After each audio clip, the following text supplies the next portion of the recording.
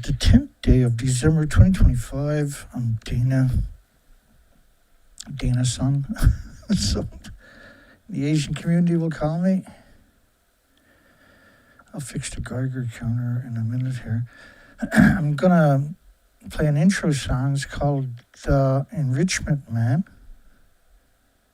You'll find it on YouTube at James Lucid's site, along with over 450, almost 500 anti-nuclear songs. And we'll be right back. You said the world needs power. I won't disagree. There's heat in the ground and the wind runs free. You call nuclear the future, but it won't power itself. Nuclear relies on coal more than coal needs itself. You said crypto was coming and demand would explode, that AI would load what the grid couldn't hold. But SMRs stay delayed, no ground ever breaks, and the public pays out while the promise remakes. You said it's the hour, but the plan's still the same. The technology is analog from the Cold War days. There's no place for the waste, and yuccas refused. Vented dry cast containers become the only refuge.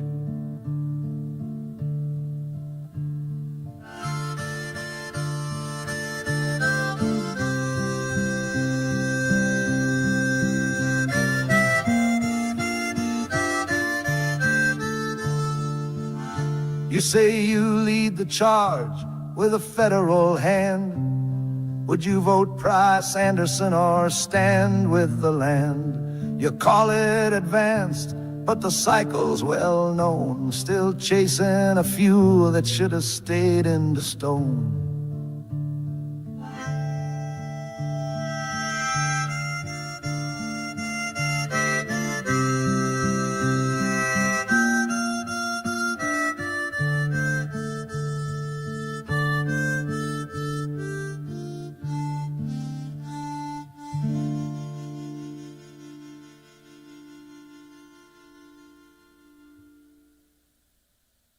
They brought in the waste with no warning or word. No records were filed and no voices were heard. The workers got sick, yet their claims were denied. But their jobs paid well, or so at the time. Say the same line again, just a little more vague.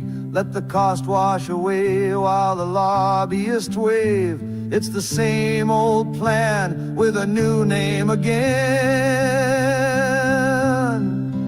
And the public keeps paying again and again. The words that you sign will be printed and praised with a ribbon and stamp on a speech full of praise. This is abundance, they'll claim as they lead. But nuclear won't build what the future will need.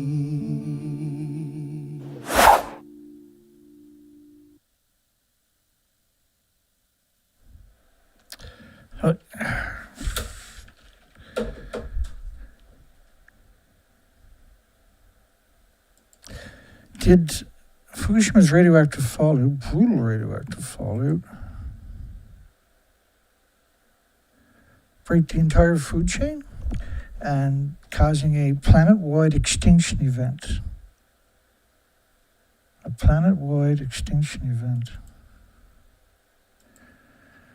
We're seeing species, the biggest species in the world, showing up severely emaciated.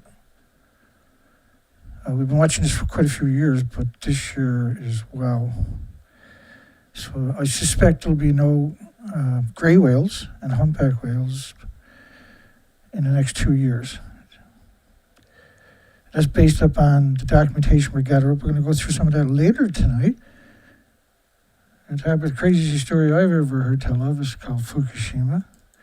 But we have 2 reactors that are going to be opening up and been closed since Fukushima. One of them is Hokkaido Island, the Tomari nuclear power plant. And the other one,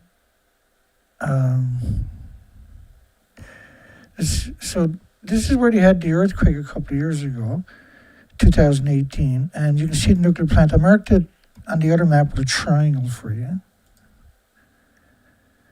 So they had a 9.5 quake on land. And just let me touch on that for you.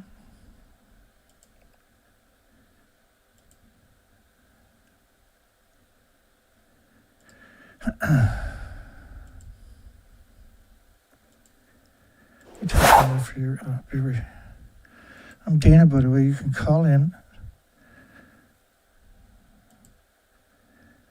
at 4076 709 740 4076. Now, these are live shows. I'm a bit early today.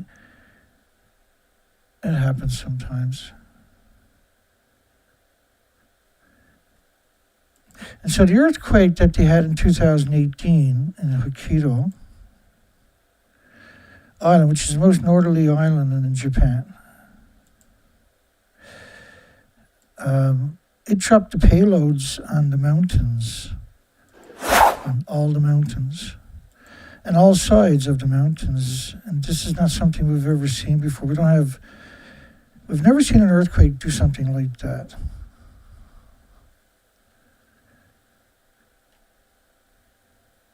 That wasn't the only damage. It tore up cities. I mean, it tore them up. Excuse me. Let me show you some of these pictures.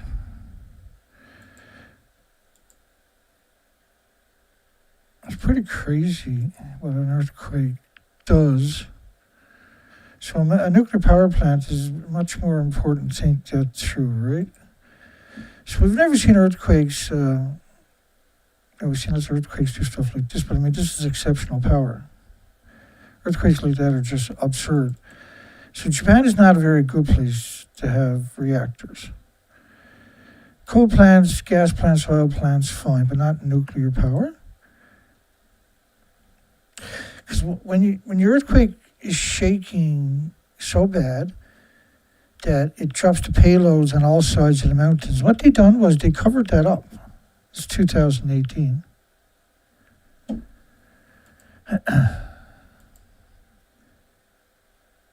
It's the same thing for the Niigata prefecture. It shouldn't be opening a nuclear power plant. I'll show you why in a few minutes. Do this again. I just wanted to get one of the headlines so you can have a little tiny bit more context, hopefully. There we go.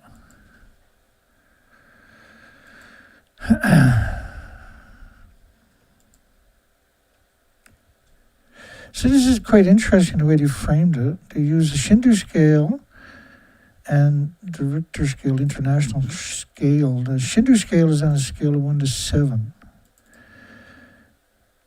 September 7, 2018. Earthquake buries homes under landslide. This never got the prominence it deserved. It registered a magnitude 6.7 magnitude, a 6.7.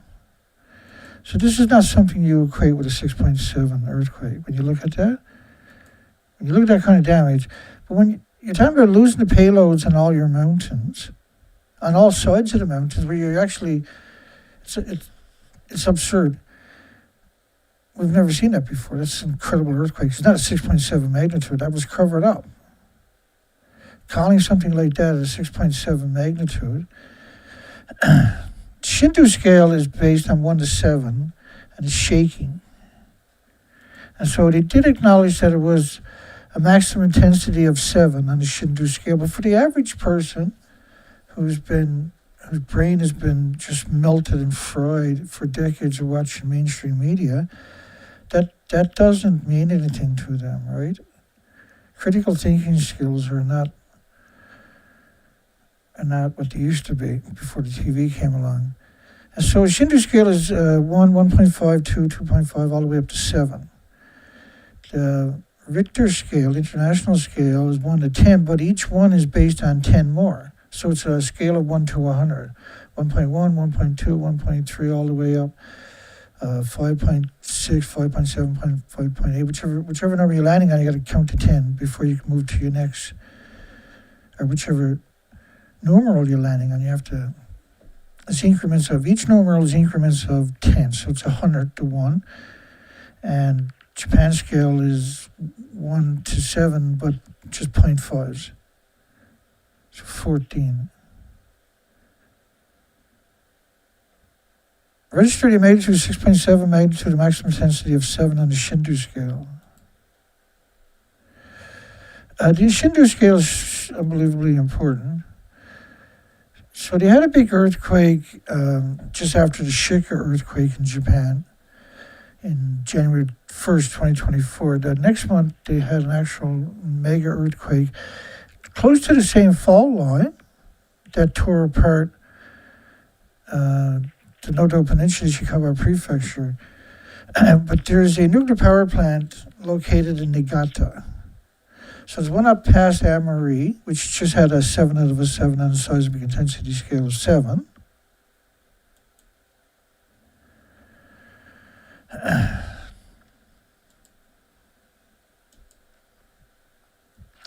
Liquefaction was triggered by the Noto Peninsula earthquake, caused extensive damage, which is in the vicinity of the Niigata nuclear power plant.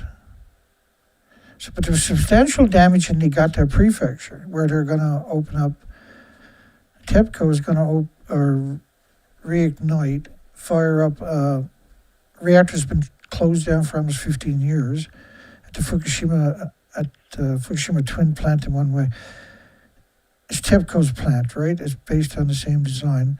So they had 6,700 houses were confirmed to sustained liquefaction and other quake-related damage. Well, liquefaction is you lose the foundation, basically.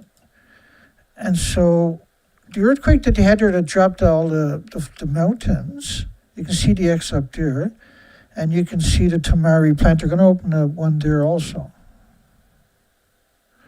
And let me get it away. You'll see what the scale is behind me. So the right-hand side of that triangle to Tomari plant, when you're talking about a land earthquake, and you're talking about earthquakes, in Tomari, for instance. That's not a good example. Let me go back up. I thought we were just looking at it right here. See Aomori up at the top of the page there? Well, Tokyo was 6.4 on the Richter scale a few days ago. And they only reported on it in the Shindu scale, which was upper 4. It's a long way away, right, is what I'm trying to establish for you. So when you're talking about one was in proximity of 100, not 600, but 100 kilometers or miles, depending on how far you want to stretch the line, it's still, in the context of the damage that we've seen, it's in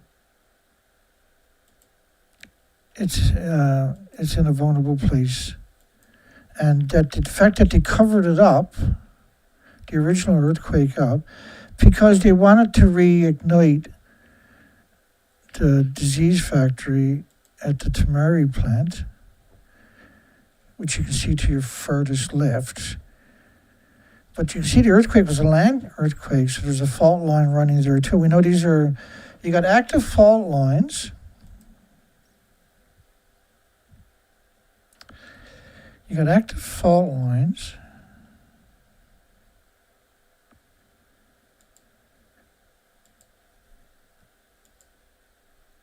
on the Fukushima side,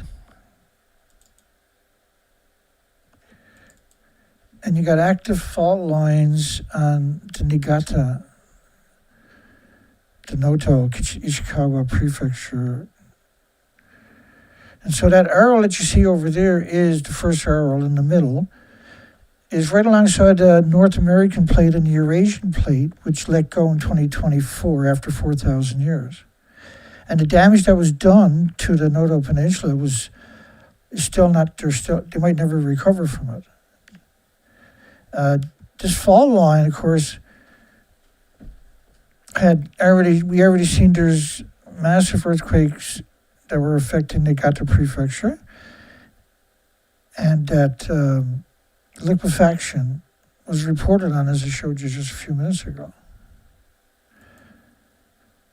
So the Tomari plant and the Niigata plant are just the most terrible places you can imagine to put something that has an attribute that is capable of so much damage. So the Fukushima reactor is breaking down. 55 countries, bear with me, 55 countries banned 14 prefectures for more than a decade.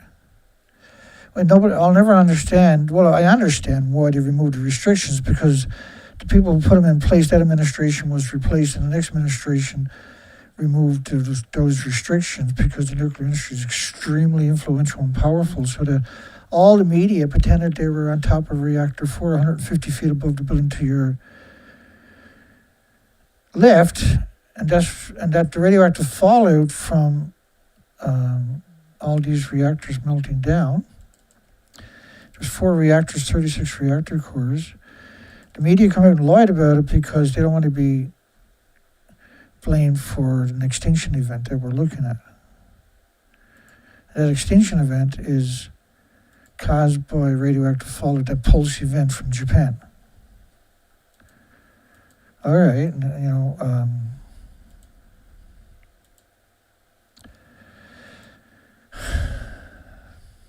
so I know nobody gives a shit about real stuff. There's not too much fluff out there to care, but there's a few very tiny group of people right here that, for the most part,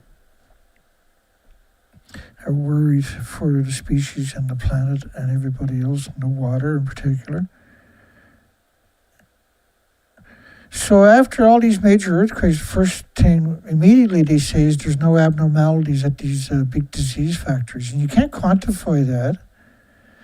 It's a very difficult, very big, so this kind of picture is very deceiving of how many things, like for instance, when they change the fuel at a plant, they typically do 10, 12, 14,000 upgrades.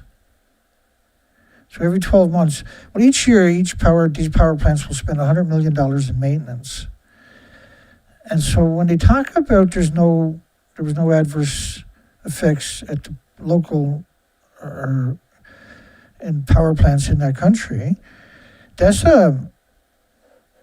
you would need to send in 1,000 people to quantify that in a week. You certainly can't do it in a day.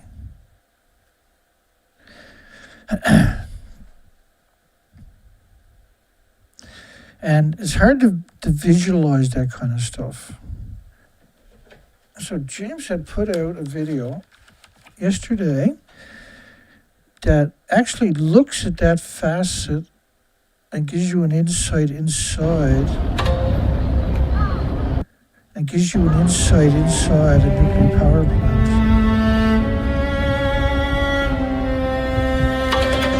I'll turn the volume down for you a little bit. Hang on. It's not too bad. It's not something that's going to pop out at you or something, right? So there's around 12, 14,000 things in a nuclear plant that has to have serious maintenance each year. And we know that fuel pools spilled over. I'll get out of the way, just enjoy this few minutes. Gives you some insight to the lie.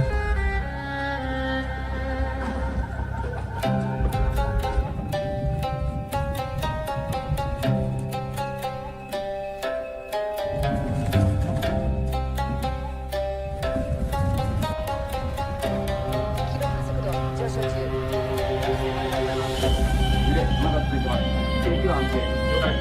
火があるまで操作なし。しっかり捕まって。カップこぼれます。気を取られるな。震度大きい。持って。地震計7.6です。系統異常なし。アラーム確認中。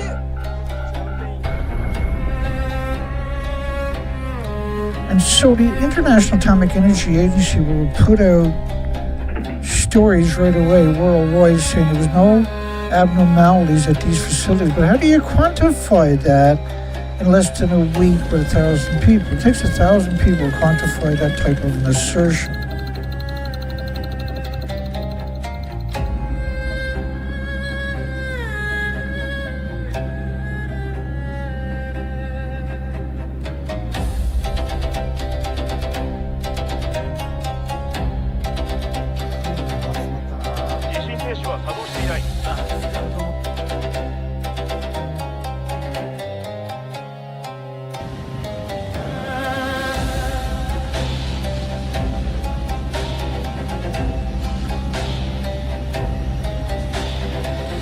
Not critical, but it's on record.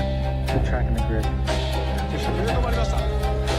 れ最新の波形で取った一時系圧力下がり始めてます。バルブ35手動に切り替えます。よし、手順通り進めろ。2号機の確認急げ。はい。2号機正常値の方です。先ほど地震による影響が懸念された東北沿岸部の原子力施設について政府原子力発電所に関して関係機関によりますと現在のところ異常は確認されていない。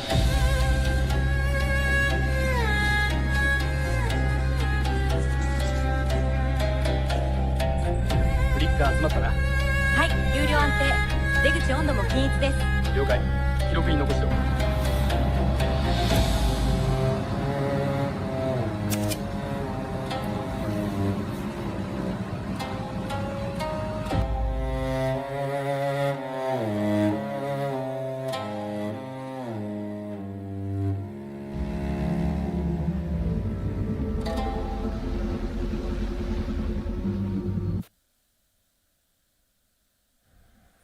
So, like, how are they going to when you see that's just a fraction of the site, and you see all the buttons and wires, and all of these are important to that equation because the shaking, as I showed you in the earthquake at the beginning of the show, the pictures, is pretty impressive.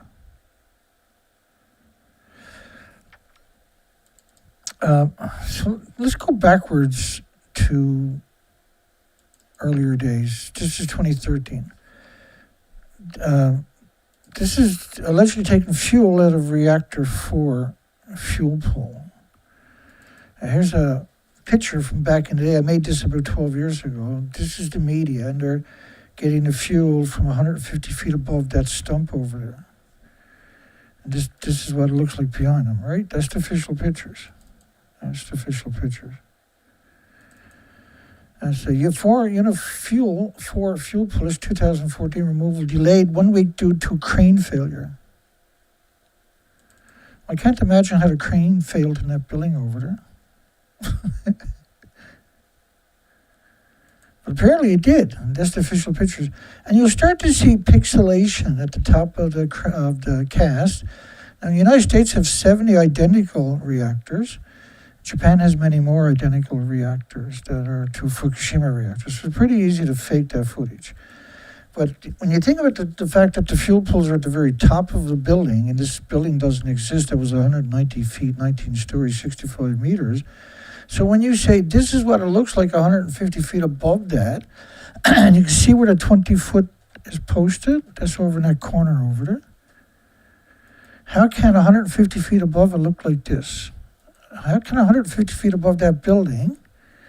Now you see what they're building there, that frame? That's meant to give you some connotations to see the top of the building, the same kind of framing, the exact same color. You can't have 20 feet above it when it actually doesn't even exist. That sounds crazy to the nuclear industry, I'm pretty sure. So above this, it looks like that. 150 feet above this, it looks like that. Are you buying into that? Does that work for you? Can you see my problem with it? Can you see why I'm like, I don't know. I can't see that. Fukushima Unit 4 fuel removal delayed. Excuse me, my apologies. Fukushima Unit 4 fuel removal delayed. So let me sort this out.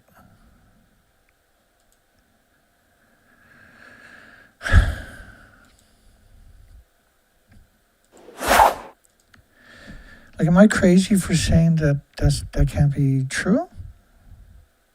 Am I arrogant for saying that that can't be true? Am I wrong for saying that that can't be true? Yeah, kicking ass today, 6 people. Bless your hearts. Some days I'm going to be early.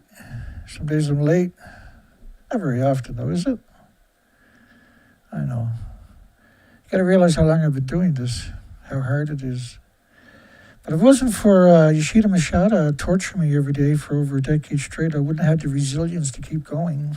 I can tell you that much. If it wasn't for TEPCO torturing me for 10 years straight with their brutal, vicious, hateful scum attacking me. How many people think that 150 feet above that building, not the 20-foot line, okay, you can use the 20-foot line if you want to, but they're saying the top of the building is where this fuel pool is to, but there's no building there. Am I being just like unreasonable? Is it unreasonable to suggest that that building is destroyed and that it couldn't look like that, despite the fact that all the media, International Atomic Energy Agency, ERPA, UNSCLEAR, the IPRC, United Nations, all say the building to your left is the building. So why would they go through that much effort? What's to be gained? What is it they're worried about? The fuel pool's at the very top of the building, so how can that be at the top of the building to your far left, right? How can it be up 150 feet above that stump? And it matters.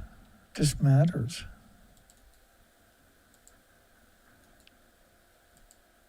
And this matters because I put that there so fun, because they want to tell you it's like a banana and potato chip.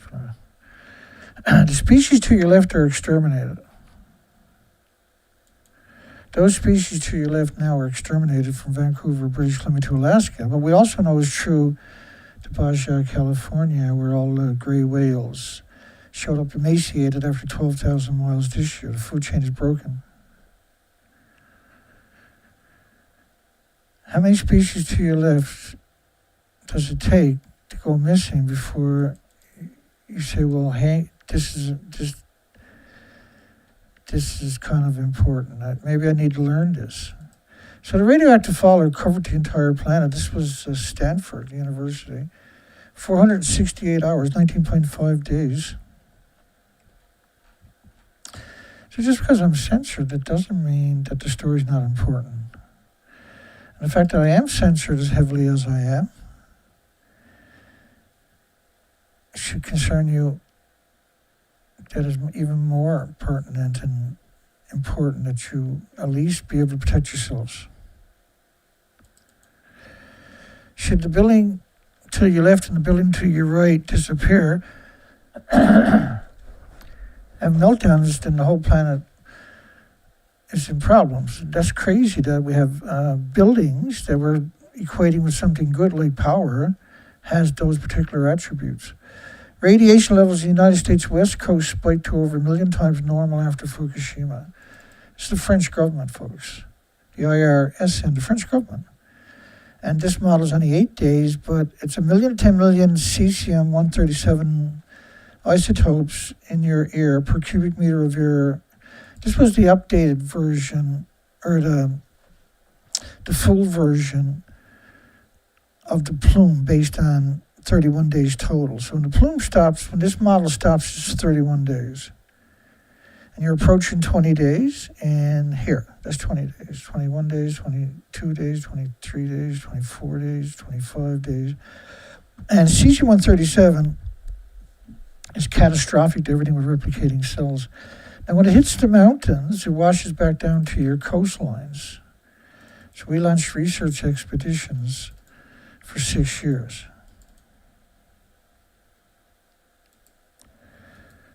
And my detractors will pretend that this doesn't exist because that's all they can do. If they live in denial, it's easier for them to be a scumbag, right? The species to your left are exterminated. Now, this is Neptunium-239. So I just showed you cesium-137 covering the whole planet in 21 days. This is a 20-day, and that's a 20-day of Neptunium, which is at 25 days is entirely turned into plutonium-239. This is why the food is banned in 14 prefectures, but it should be banned worldwide. So even saying that out loud is madness, right? So species to your left are officially exterminated because I went there for 6 years. I kept going back to see if the species to your left recovered. So once we went there, and I spent 4 to 5 months a year, and you couldn't find an oasis anywhere. It's stripped. And it's stripped because the radioactive fallout actually happened. And because I never left any stones unturned. That's typically what it looked like, not like this. Like I show you these pretty pictures, but that's not what it really is like. It's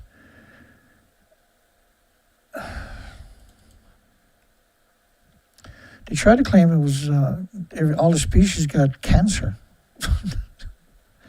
And that's why it jumped from species to species to species and wiped out all the species. But that was basically withdrawn, that narrative. I spent 6 years out there. This was the radioactive fallout from Japan's reactors. This is why they're pretending they're at the buildings that don't exist.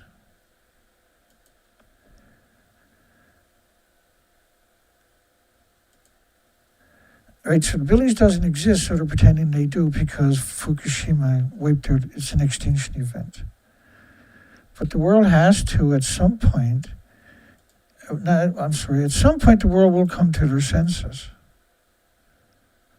They got, the whales are dying at such an accelerated rate and such severe shape. At some point, it's going to be really difficult to say these species never existed. And that's right. There was 30,000 insects at the high tide line. They're gone too. There's nothing in the forest. So back to Niigata and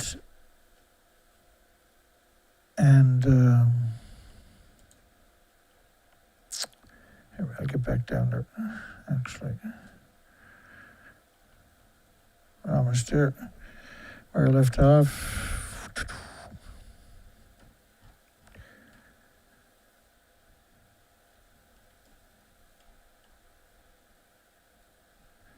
Oh yeah, here we go.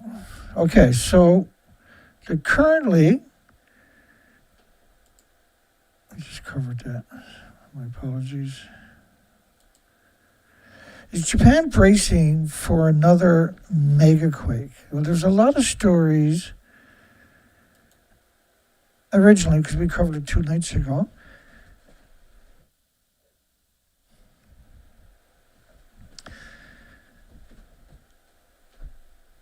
So they're expecting another quake that's going to leave a couple of 100,000 dead, cause a couple of $100 billion worth of damage, destroy 250,000 buildings.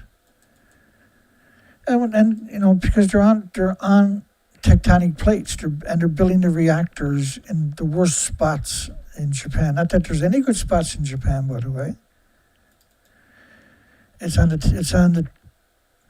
tectonic plates which run right through Japan. So at some point, maybe you're going to tear Japan right in two. None of us will be alive to see that day, I hope. But it's because the way the plates are moving, eventually that country's going to pull apart, right? The Noto Peninsula Ishikawa Prefecture earthquake on January 1st, 2024,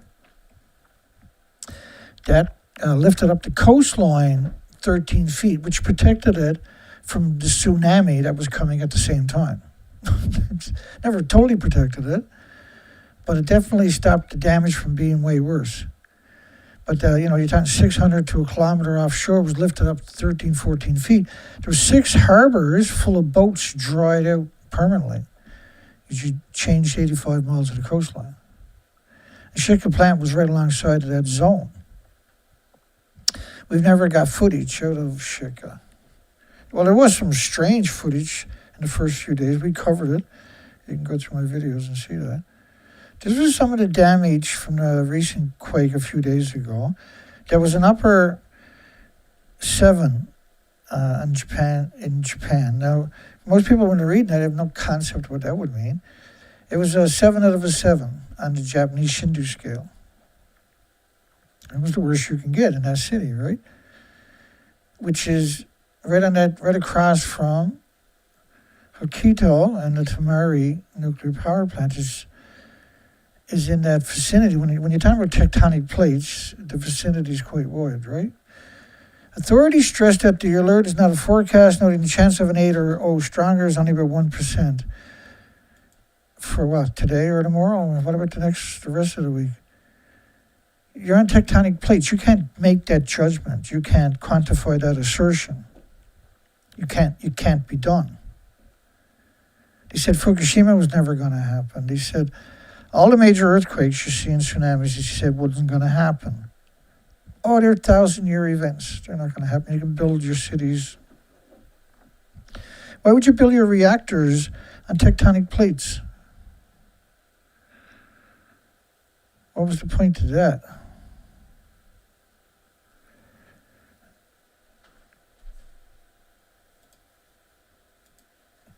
Officially likelihood of follow-up quake.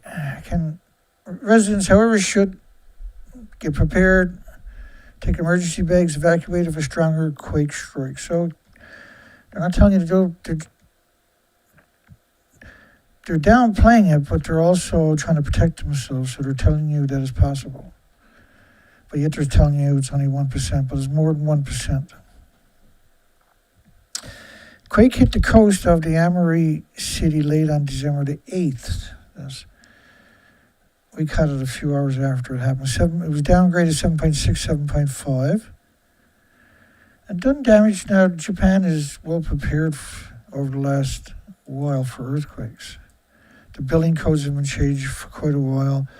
A lot of buildings have come into compliance. But that doesn't mean you didn't have a violent event. And these once-in-a-blue moon events, when it comes to nuclear, seems to happen more often than not.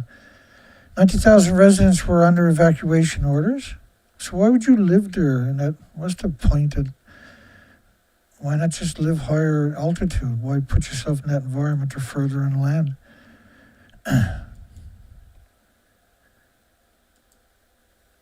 When you see these coats show up, then you know that's the public relation firms. Full head of hair, not a worry in the world. So they were tossing around some of this information. The way Buddy was telling the story was interesting. Lots of water lines were broken. The Shika Noto Peninsula in Ishikawa Prefecture had 1,500 landslides. It had over 1,000 aftershocks. It had a fault line run right through the whole thing. It had a tsunami. It had the coastline picked right up. And that's not that far in the context of tectonic plates, right? That's what's in Niigata Prefecture. Happens to be built right on the tectonic plates. It's the equivalent of the tectonic plates. So you can see the Shika nuclear power plant. You can see the Niigata.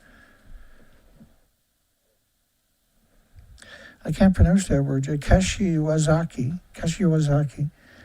Niigata. I always call it Niigata, but I don't call. I do call Ishikawa Prefecture. I don't know why I do that, but anyway. You can see on this map how close proximity to the Noto, ground zero Noto, which wrecked places way up here. Right? We covered that recently. If you look up Shika, you're going to get the telephone book. I got 30, 32, 34 videos about that. But see, the Eurasian plate, the North American plate, is not very far. In the context of tectonic plates, it's a stone throw. It's 100% at some point. Right? They shut down the plant because of that. They want that problem to go away. They want the tectonic plates just to disappear. They can't get the earthquakes to stop. So they're relatively confident that they can call it. As far as I know, no buildings can withstand a 9 earthquake. Because you're talking about a wave.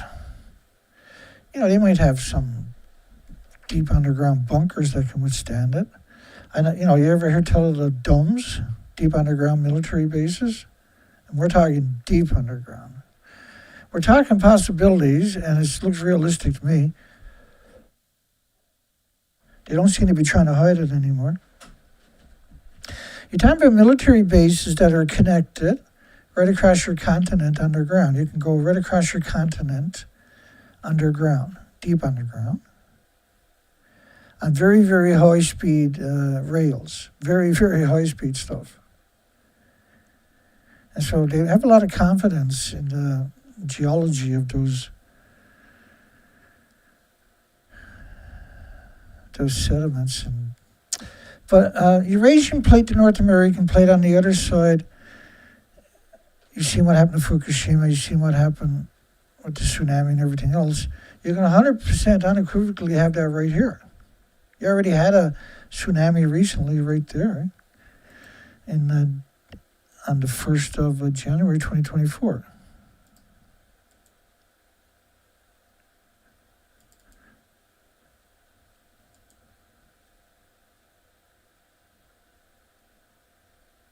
Let's keep going here.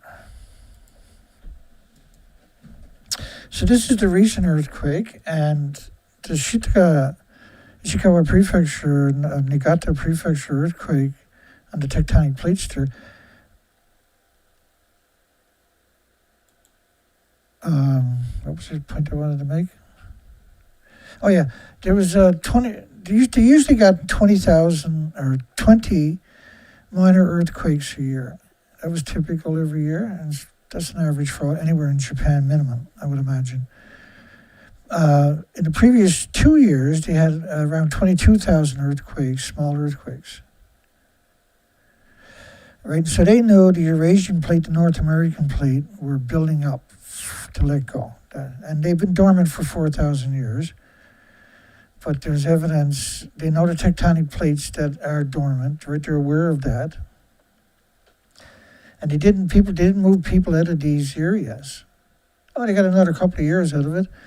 And then they wouldn't let any countries go in and help them with rescue. Now, they normally everywhere else they'll let volunteers from all different countries will show up with their dogs and special equipment and special teams and try to find as many survivors as they can in the first 72 hours, because your first 72 hours is your most important time, right? Japan wouldn't let anybody go in there. There is a nuclear power plant out there. We still have no evidence that. Now, they acknowledged it that in the basement of number 2 reactor was a 7 out of a 7 on a seismic intensity scale of 7. So how does that work in the basement of one reactor but not the other reactors? And why don't they show us evidence of that site that it's okay? The ground shook for more than 30 seconds. We know that's the recent one. We know that in January 1st, 2024, that the tsunami did reach there, the Shika plant, for sure, and that the coastline for 85 miles, right there, ending right there, or right before it, or right after it, had lifted up the coastline 13 feet, and 600, 800 to a kilometer offshore was risen up 13, 14 feet.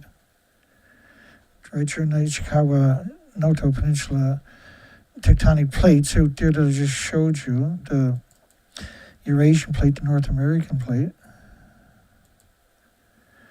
So the Tomari in the Hokkaido Islands going to open up their plant. That's the governor. That's right. It was the local community's leaders, 4 of them, made the decision, and then the governor, right of the Hokkaido Island, the most northerly islands in Japan, said that they have the decisions. So these 5 people have the decisions to open up, and they did. And by proxy, they're pretending that this stuff is not happening on both sides of them. It's a very dangerous route to be taken, a very irresponsible route to take. The ground shook for more than 30 seconds 2 days ago on the 8th. I apologize, we're going back and forth.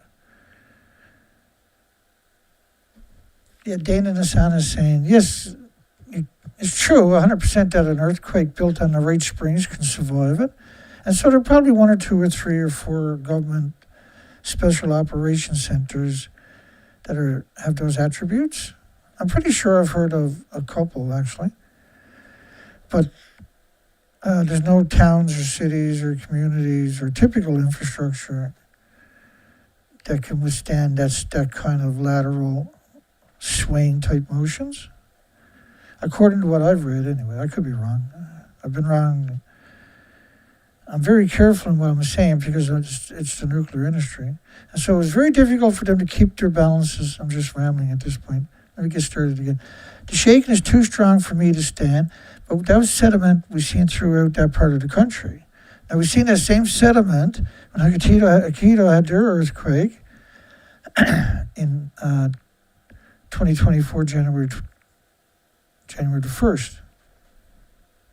Way to kick off the new year in Japan.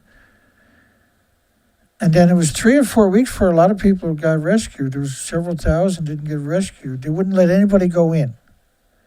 But there was nothing happened at the nuclear plant, but they wouldn't let any other country go in to rescue people. And the crucial period is 72 hours, not 3 weeks. It was winter and snowing. No water, no fuel, isolated, 1,000+ landslides. And so there was a lot of evidence of damage. The Japanese government, in general, you won't get any information for weeks sometimes of the real damage, like when it's a significant damage. Right now, damage is very sensitive reporting on that because they want to open a nuclear plant at Tomari. They want to open a nuclear plant in Niigata Prefecture. Right, so there's a big incentive to lie, but they've done this so much, you don't need much of an incentive to lie for this industry. They're perpetual liars, and very dangerous ones at that. An advisory notice for heightened caution has been issued for the Hokkaido, Shiruku areas. And so they're predicting that the next earthquake could be a $2 trillion US damage and 300,000 dead. But don't worry, it's only 1% chance. But that 1% chance in a seismically active country sitting directly on the tectonic plates, they're on the tectonic plates in that part of the country.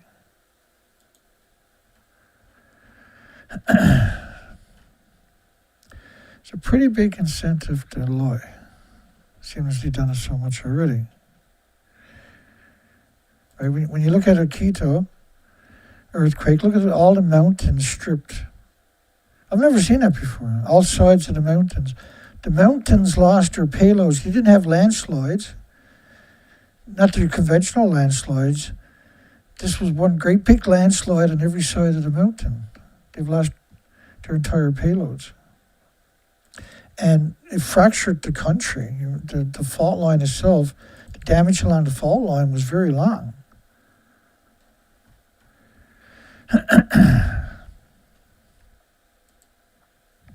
So already bracing for another, that's exactly what they're doing. But because they got such a long history of lying, and because as I showed you earlier, this caused, the radioactive fallout caused an extinction event on the west coast of North America and the rest of the country. Insects, birds, mammals, animals. We have 46 million migratory birds, swam too, are missing. We have all the whales showing up emaciated. I think that stuff is important, okay? I'm not here because I'm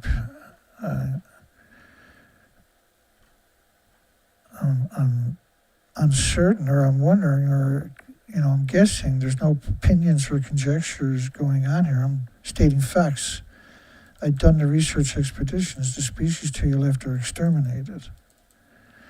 This is why you don't see any views of my videos. This is why you don't see any traction. This is why you see just a couple of hardcore supporters that have been around for a very long time,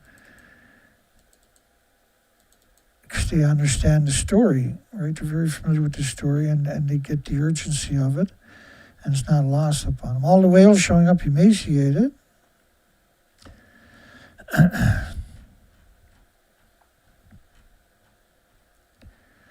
Did I put that down? Okay, let's keep going. Let me come back to, because we got a lot to get through, unfortunately. The industry makes it that way. Let's talk about Fukushima again. How many people think that this building, this is the official picture, that's the official picture of Reactor 4? Right, this is the official pictures of Reactor 4 fuel pool. That's the official picture of the building, Reactor 4. You can look it up. If you keep looking, you'll find that picture. You'll also find it at the United Nations sites. You'll find it at TEPCO sites. You'll find it all the mainstream media, except for a few that have purged it. But they all ran this story too, where they say they're on top of that building. That building is fixed and everything is good. And it was the bio-robots fixed it, which is a bio-robot, by the way, is a human. They say no radiation in the fish, but if you go look at what they said in 2013, it was absurd amount of radiation, and they're only acknowledged in cesium. You can't just have cesium. Right, and I got overwhelming amount of documentation, and it doesn't suggest they're lying. It clearly shows they're lying. You can't deny what I'm showing you. You can't have that, which is at the top above those red depictions in the middle pictures, when it looks like the one over there, and the building is supposed to be 190 foot, 19 stories, 65 meter building. So can you imagine that 150 feet above that, it looks like this? Can you name one reason they would lie about that? Why would all the media participate in that lie?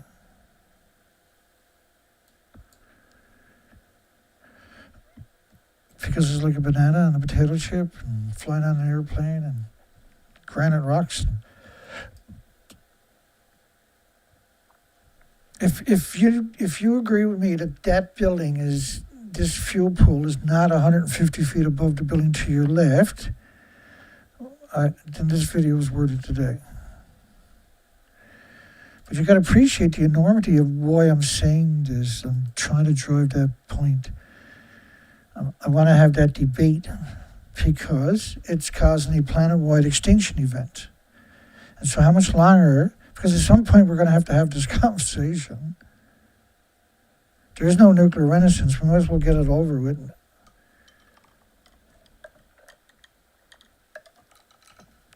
What's more important, nuclear, small modular reactors, or 8 million species?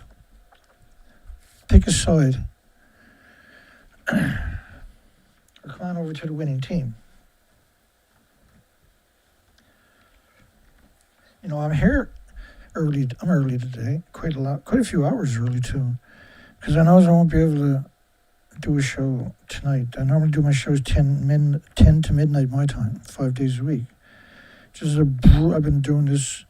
Well, I've been at anti-nuclear, unfortunately, for 24 years. But unfortunately, because the nuclear industry is so evil. But fortunately, because the nuclear industry is so evil. Because I hope and I pray that I bring some residue of common sense to this equation, because I don't see anybody else having a conversation. I see all the YouTube joints, like Veritasium, for instance, giants out there saying that nothing happened. Did Fukushima's brutal radioactive fallout break the entire food chain, causing planet-wide extinction event?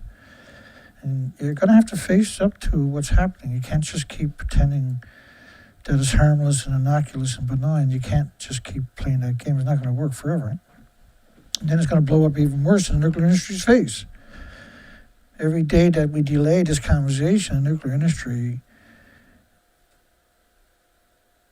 will get a lot more hate for it forever. The hate will be permanent and vicious forever. When the truth comes out, the nuclear industry will never get a grain of respect from humanity. Humanity will hate everybody in the nuclear industry, good, bad, or evil, doesn't matter. They're all going to be considered a disease that needs to be eradicated. That's not me saying that. I'm just saying that's the way it's going to be. You know it's going to be. You're exterminating the planet. And people are complacent, but at some point, especially because of social media, all these control grids they're trying to set up are not going to work. They're rushing everything. It never works. That stuff never works. That always goes bad. See the corner of the building over there? The far corner? See how it dips down? Remember, the buildings don't touch each other. They were built to hide that. Like the contraption that they put this contraption over it. That's what I'm talking about. They're not physically at that site. They're not, it doesn't look like that on top of that, even though that's the official story. You'll never see that picture anywhere else right there. Right? Because that tells you that it can't possibly look like that on the inside. If it looked like that on the inside, why wouldn't they clean up that? But the reality of it is, if you look at the design, when they built this thing, that white panel up there is just a panel. They built this off-site, this contraption, and then they assembled it with remote-controlled cranes and homeless and destitute and victims of society and the immigrants who don't speak the language.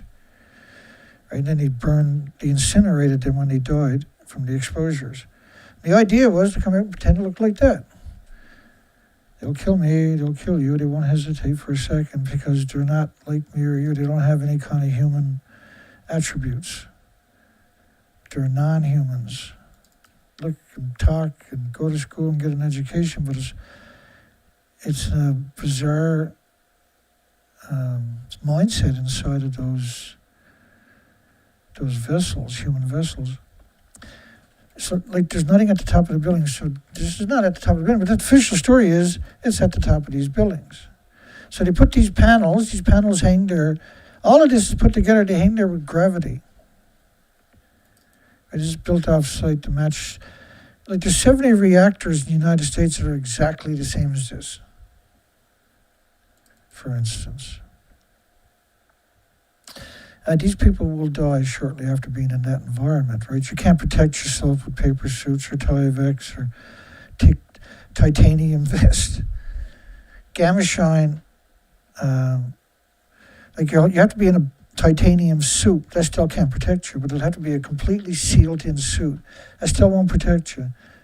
It'll give you some shielding, but it ain't going to save your Earth. It ain't going to save you from the gamma shines, the neutron bombardments, the alphas, the beta rays, the X-rays. It's just, and so a vest is meant to make you complacent, right? The victims that are there complacent. Oh, put the vest on, you'll be okay. Yeah, but Timmy had the vest on. He never came back to work. And Georgie had the vest on. We never seen him again. Yeah, well, they're in a better place now. Said the guy in the tattoos, with all the tattoos. So that's the official picture from TEPSCO website, folks. That's their official, both of these are their official pictures. And what they're saying is at the top of that, they put that contraption over it, and now it looks like this. That's not shy of a miracle, is it? That's their official. The whole story is absurd. So I'll show you all four sides. This is absurd. People walking out of Reactor 4. This is what I imagine is what they're trying to depict here. This is a handout by TEPCO. People walking out in paper suits. And TEPCO says they burned 7,000 of these paper suits every day in 2016, 2017 or something. Because every day we would chip away. Where's all the paper suits going every day? How come we never hear anything but paper suits? And finally one day, there was this media reported that they burned 7,000 paper suits there every single day in the incinerators. They built a new incinerator just to burn the paper suits. 7,000 people can't do nothing at a nuclear meltdown. So when you see all sides of the reactors, the 4 sides of the reactors, the original 4 pictures, the 4 sides of the reactor building, just these, there's a good one there, huh? Then it looks like this on the inside. Now, they've done the same thing for reactor 3. You can see that like half circle there. That's where they allegedly done the same thing to reactor 3. I might as well show you the last 5 pictures. So they got some guy down there in a paper suit. He clearly wouldn't know anything about nuclear if he's in that environment. These are remote control cranes. This whole contraption there was built off-site and then assembled remote control cranes and some homeless people. And this is a really peculiar picture. This is a fake picture. This is AI. I don't know why they done it, or what was the idea of it, right? But it's not a real picture. They're green screened in there. Could people be doing stuff like that? Would he bring in a bunch of homeless people and do this to get a picture taken? Absolutely. But because I work with this stuff all the time for a very long time, I'm convinced it's not real. There's quite a few of these pictures that have showed up that clearly weren't real. That was one of them. So this is not real. Can you imagine that building over there is 150 feet above this? Do you think they won't do the same thing at the Niigata site when they have a nuclear event, or the Tomari plant on Hokkaido Island, northern Japan? If they have a meltdown, when they have a meltdown is more likely. Do you really think they won't fake that again? Are you really that stupid? If you've never been here before, you might be, I guess. But if you're like, I withdraw that comment. There's the pro-nuclear out there will ignore it and they'll cover it up. But even they will admit that I'm 100% right. I get a little frustrated. I apologize for that. I get a little frustrated sometimes because I've been at this a long time. And I'll be at it for a lot longer, hopefully. Even when the world wakes up, I still got to get out there and be checking people to make sure the lawyers, which are going to be prolific, haven't...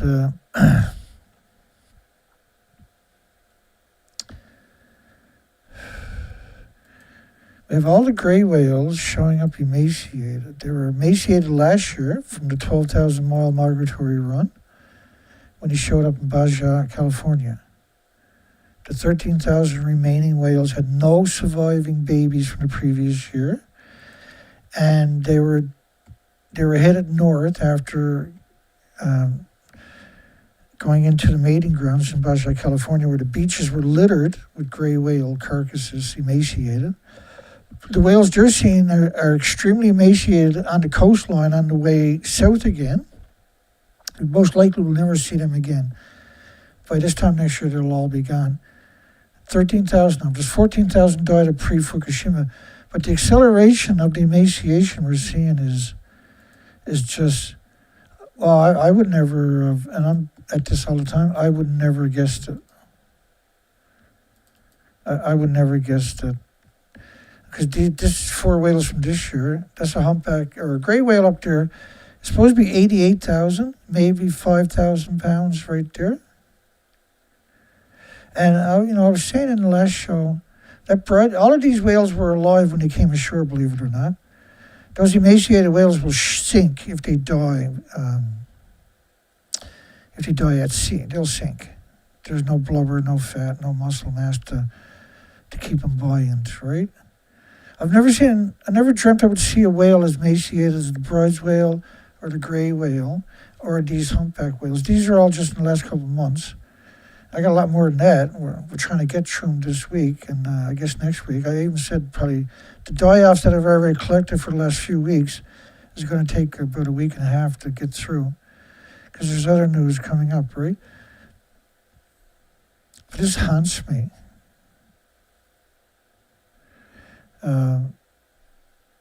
The gray whale, all 14,000 gray whales, majority of them are confirmed emaciated that have died post-Fukushima, since Fukushima. But the severity of the emaciation we're seeing now, this is long-duration starvation. There's no scientist on the planet could have guessed that a bronze whale or the gray whale could survive to that extensive emaciation before they finally died. Or that they would, in that kind of shape, would be able to swim up on a beach to their final swim.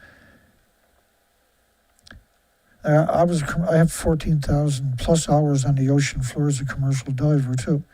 As a young man, it was a wild one. That was good times.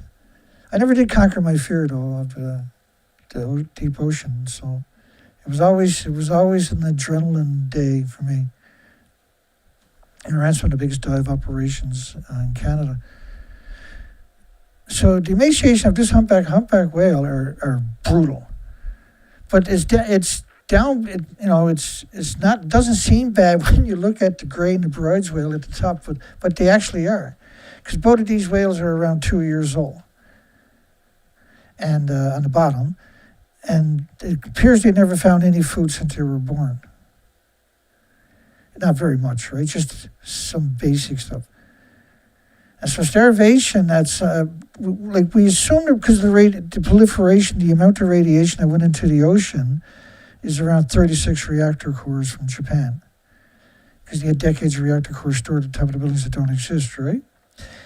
And you have to assume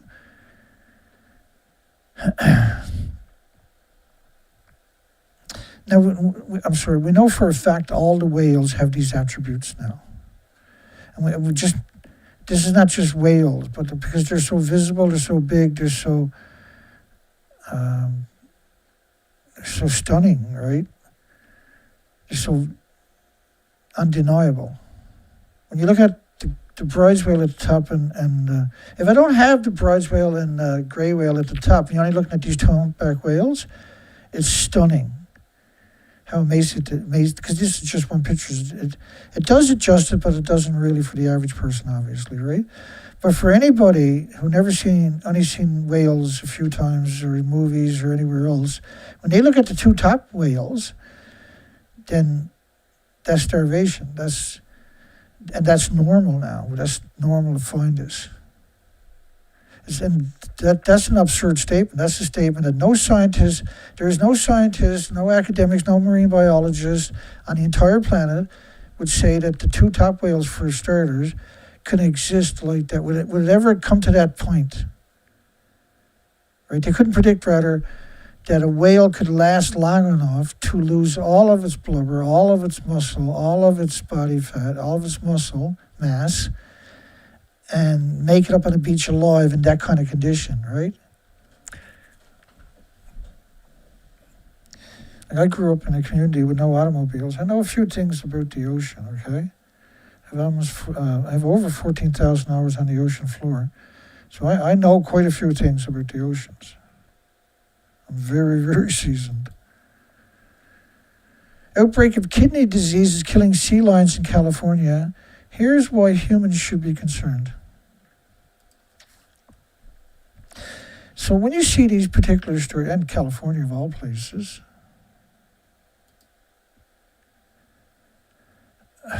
hang on for me. It's easier to just lead show than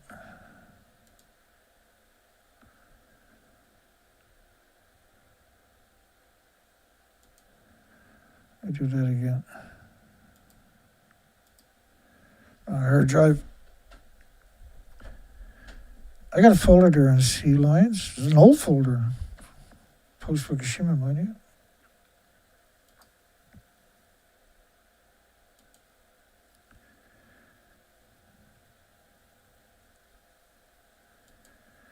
Supposed to be just sea lions, but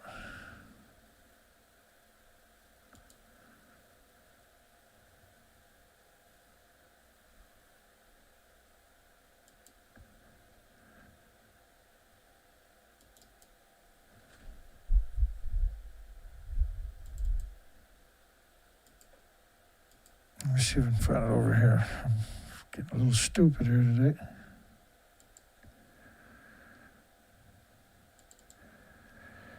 70% of all newborn sea lions may be dying. This is 2013. And you can see the stories below that were linked to it, right? Hang on.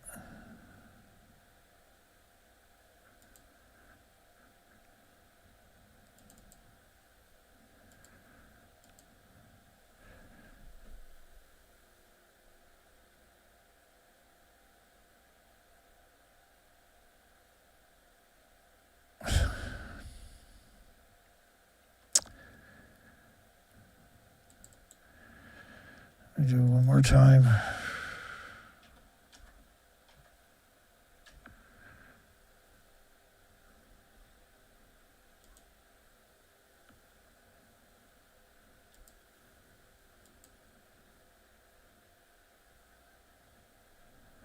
Yeah, here we go. So what's wrong with me today? I'm doing the show early because I'm just not. I'm not going to be awake all night tonight. You know, it's not. Again, it's not just one species or two species. We're seeing it with all species post Fukushima, and we're seeing it as catastrophic.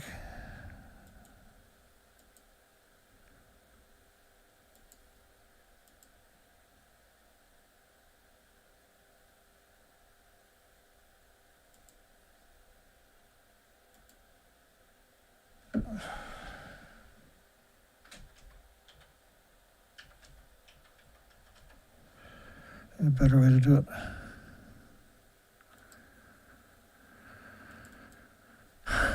Because I have the dictionary. Whenever I type something in, I end up with the dictionary. Just let me give you a couple examples.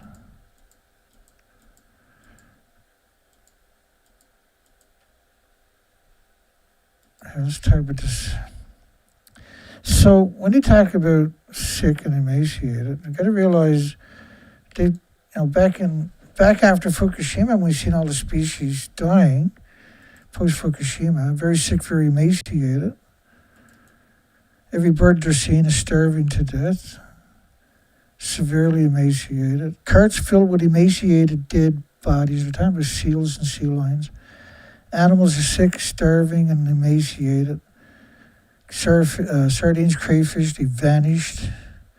Marine mammals are starving, struggling to survive on the West Coast. I was out doing research expeditions I showed you earlier during all of this period. Marine mammals are starving, like walking skeletons. They're talking about sea lions. The skin are hanging off them. Extremely emaciated. So back then, in the prime die-offs, we've seen thousands and thousands of seals and sea lions showing up severely emaciated. The food chain was broken. And we've seen this throughout the bird colonies, the gannets, the cormorants, the common murres, the turs, the ticolasses, the kittiwakes, the northern fulmars, just all the marine. There's 46 million migratory birds will come here every year to raise their fledglings. They didn't show up since 2019. And instead of millions of generations having the cliffs stained with their excrement, the cliffs no longer, as of the last couple of years, no longer have stains on the cliffs. The migratory species never came back. We had the biggest colony of the storm petrels. And I've been out there, because they're nocturnal, I go out late at night on the ocean out there.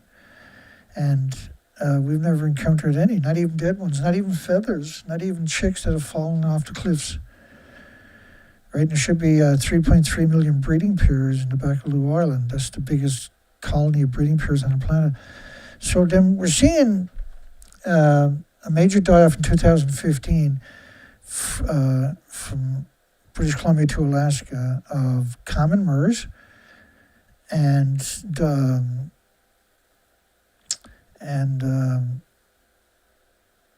I got them right there in the folder, and because I'm talking about storm petrels, I'm talking about a similar sized bird going to Australia for their final migration. They're at the bottom of the food chain. So is the storm petrels, why can't I remember that name tonight for the life of me? Hang on. I'll grab a folder there. Have we seen dove kites, which are microscopic eaters on the East Coast, show up at the same time as the common mers? Common mers, they dive 600 feet all day and feed on anchovies, squid, sardines, krill. And I'll actually bring it up here. Just give me 1 second. My brain has gone flat today. That's okay. Some days are like that.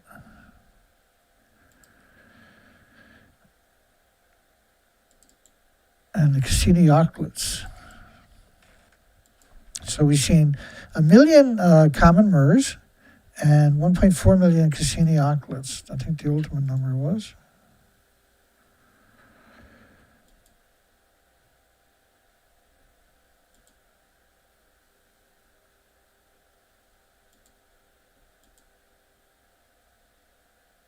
And they feed on microscopic animals. So 2 different spectrums of the food chain showing up emaciated at the same time.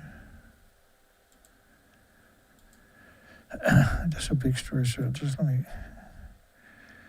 grab some of that. But this was early on of the Cassini auklet die-off. At the same time, the common mers were diving. Why are so many auklets from California to Canada starving? One of the largest mass die-offs ever recorded. And they feed on animal plankton. So you had them and the common mers dying at the same time. And common mers are feeding on anchovies, squid, sardines, krill around this size. And then the Cassini auklets are feeding on microscopic animals. So there's 2 different spectrums of the food chain showing up over vast distances, severely emaciated. So then we've seen the same thing in 2022 on the east coast of the common mers and what's known as dove kites, showing up severely emaciated. And so the common mers are deep divers. They dive 600 feet all day. And so they're really good at catching their food because they can go 600 feet all day. But the dove kites, they're good at their fight, and storm petrels and the Cassini auklets are good at getting their food because it's phytoplankton, zooplankton, it's surface microscopic animals. They're what they call skimmers, right? They just skim along the surface, scooping microscopic animals. So when you see the die-offs on both oceans at vast distances, and I've documented this myself both times, what you're seeing is a starvation event of 2 different spectrums of the food chain. Right, so the microscopic eaters, the Cassini auklets, the dove kites, the storm petrels are microscopic feeders, and the common mers. And there's many other species, like shearwaters and everything else. There's many other species showing up with the common mers, but because there's such a big breeding colony and they're so prolific, they're so capable where they can dive 600 feet. So they can't find food at 50 feet, they'll find it at 100. They can't find it at 100, they can go 200, then they can go 300. So there's food down there, they'll find it. And, there's always food in the first 100 feet, that's where the light is to. So there's a lot of plankton, for instance. There are a lot of kelp and algae where species like, shrimp and codfish even. Codfish, big polearch and codfish and flatfish and everything. They'll hide under kelp on the ocean floor. I don't know if anybody's ever dove in the winter times, but I used to dive over 300 days a year on the ocean, 100 days at a time. Very sick, emaciated West Coast killer whales, very emaciated, 2014. Seals and sea lions are starving to death. So they weren't talking about, they did sometimes talk about domoic acid, but when the results came back a year or 2 later, because that's generally how long it was taken, it wasn't domoic acid, it was starvation.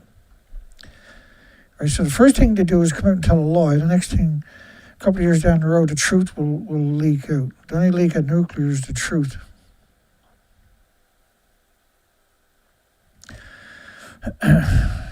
Excuse me.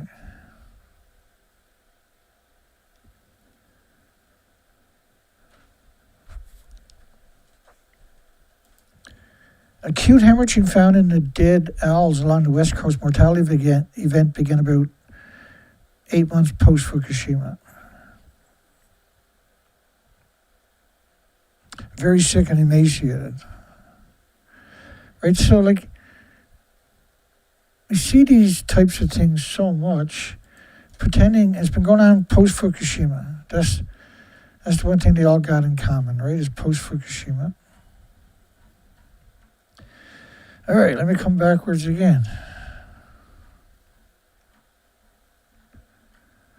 Let's go back to the Noto Peninsula, Niigata rather, Peninsula Prefecture, and Tomari on the Akito, because they're going to be opening nuclear plants. They've been covering up these accidents and the severity of the accidents and getting away with it.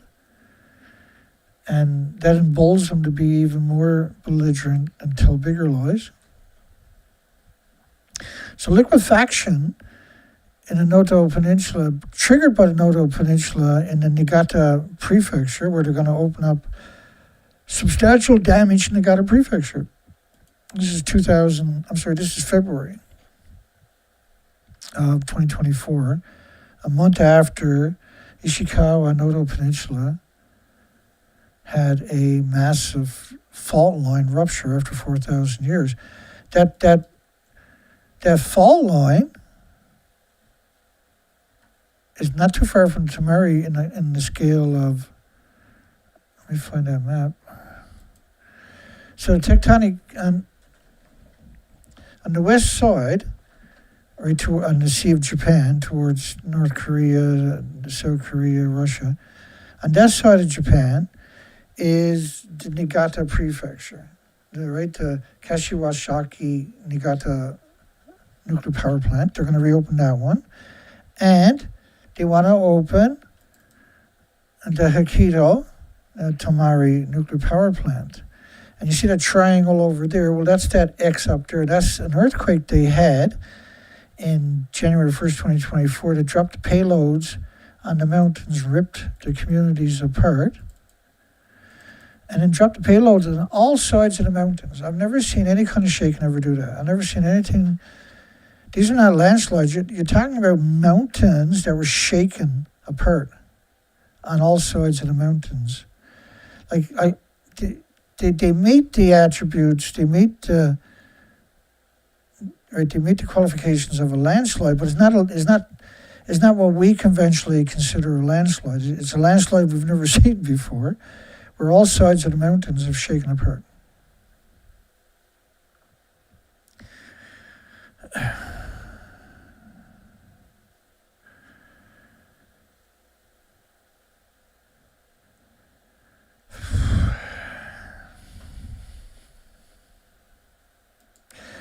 Did the Fukushima brutal radioactive fallout break the entire food chain, causing a planet-wide extinction event?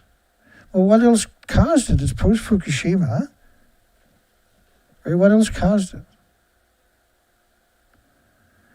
See, like, I put my phone number up on the screen, but they don't call you and have a debate with you, have a conversation with you. All they ever do is play the coward and come in and mess with your poll, right? That's not being honest. Well, that's what you expect from the nuclear industry, though, isn't it? So, like, I was trying to gather up any pictures I could to try to be helpful of the recent earthquake, try to appreciate if it's bad or not, how significant it was. And, of course, the propaganda machine is just brutal. So, let me do this again for you.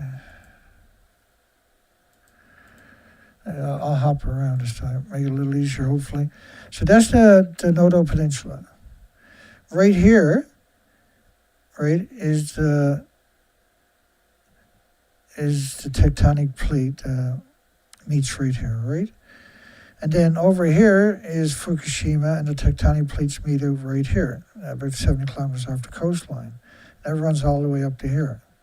This is why you had a tsunami covering that whole coastline, because you dropped the whole tectonic plates. If you drop the tectonic plates there, it's going to go up and damage everything up here. They just had a horrific earthquake offshore, But in 2024, they had a massive earthquake where my finger is now, which is right alongside, in contexts of tectonic plates, less than 100 kilometers from the Tomari plant. And it was significant damage, as I showed you, in the Hokkaido Peninsula.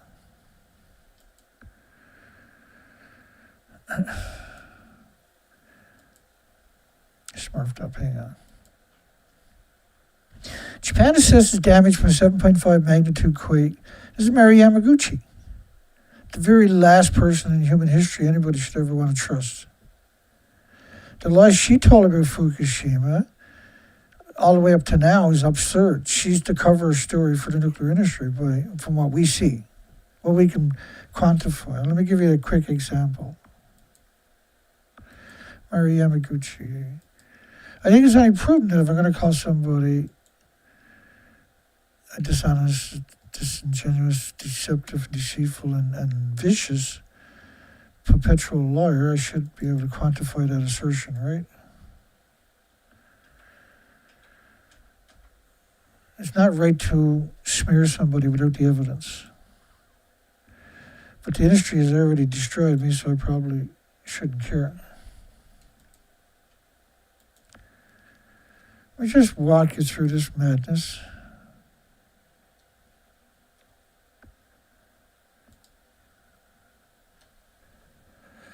We're talking about so the story by Mary Yamaguchi.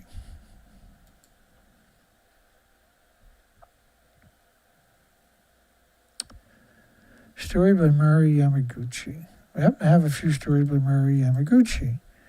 Mary Yamaguchi, August the 20th, 2013. TEPCO has 1,000 tanks, 2013. Guess how many tanks do you have today? 1,000. 1,000, 2,000. You can fill all those tanks up 6 times a day with just one reactor. It usually uses 1 million gallons a minute, 4,500 tons a minute. Post March 10, 2014, next year, they have 1,200 tanks. On November 27th, 2017, Australia,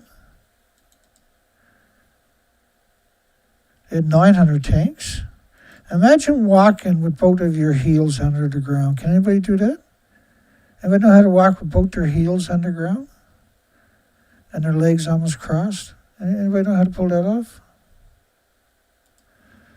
Some good Photoshop right there. 2019, they had, down here in this line right here at the beginning, 1,000 tanks. In 2021, Associated Press, Mary Yamaguchi, 1,000 tanks. In 2020, Mary Yamaguchi, that same year. That's 23, I think it is, 2023. The release should be delayed. Water used to cool the reactors accumulated in about 1,000 tanks. Mary Yamaguchi, 2023. Futobar Town, stored in 1,000 tanks. And today's story, Mary Yamaguchi, is a very deceptive person. Clearly, whatever she says is the official propaganda version, and it's evil what she's been saying. It's not about tanks only, of course. Cautioning people of potential aftershocks. We are putting people's lives first and doing everything we can, said the current Prime Minister, who won't be here much longer, no doubt. You know, reality was in 2012, they decided to treat the Fukushima nuclear radioactive fallout report as if it didn't even exist. And so that's what they done. Children with 11 atoms a kilogram starting to see heart problems. 50 atoms a kilogram, because the Becquerel is a pulse of energy. In order for the pulse of energy to happen, you need a physical isotope atom, anthropogenic man-made isotope. 50 atoms a kilogram is irreversible heart damage for children. The Fukushima nuclear report was so shocking they decided to treat it like it didn't exist. Back to that story, Mary Yamaguchi. So the Prime Minister says the people come first, but they've never done anything first for the people during the nuclear meltdowns and after it for 15 years. They've done the opposite. They've done everything they can to destroy people. They moved them back into the nuclear wastelands. So this current earthquake 2 days ago is 50 miles off the coast. It's interesting they're using miles because Japan is a metric country. 27 miles below the surface. That's very unusual for them to give you latitudes and longitudes like this, or actual distances. It's usually you only get the distance off the coast or the depth, and everybody will just give you one. Very rare will you will see both of them. If you search all the stories, and that's what we have to do, you'll eventually get that attribute, but sometimes you'll get like a longitude and somewhere else you get a latitude. It's bizarre. 18, we don't see that anywhere else on the planet, only because of the nuclear industry. 18 defense helicopters were mobilized for a damage assessment. So clearly there was a lot of damage. The non-regulatory agency, the Nuclear Regulatory Authority / non-regulatory agency, said about 118 gallons of water spilled from the spent fuel cooling areas. There is no spent fuel cooling areas, the spent fuel cooling ponds, where the fuel is too. And this is mixed oxide fuel, no doubt, that they shipped to France, to the La Hague reprocessing site, or Sellafield in the UK, and then was shipped back to them. So this is plutonium mixed oxide fuel we're talking about there. So every liter is just hundreds of trillions of anthropogenic man-made brutal isotopes because it's reprocessed. So it's even worse. It's already gone through a chain reaction. Now it's reprocessed, so it's concentrated. So you'd have enormous amounts of isotopes released into the environment. It was probably 1,000 times worse than that. The industry has zilch, not even a smidgen of credibility. Nothing. But its water levels remain within the normal range. There was no safety concern. See, and so they're totally disrespecting you by suggesting the water was harmless or innocuous or benign. That the water levels remain within normal range. No, the fact that the building was able to swing so much the water, because the water is not to the top of like a typical pool, the water is close to the surface. These are very far down, very deep, right? And so there's a lot of headroom, like there's a lot of room above the pool, 10, 12, 14 feet before you can get to the surface. Because this is not water, this is a special type of water that's treated heavily with boron and that has fuel in its splitting atoms. Those atoms are absorbed by the water. So water spilled and evaporated. They're evaporating 120,000 liters up to stacks every day. So why would you even give a shit about 450 liters?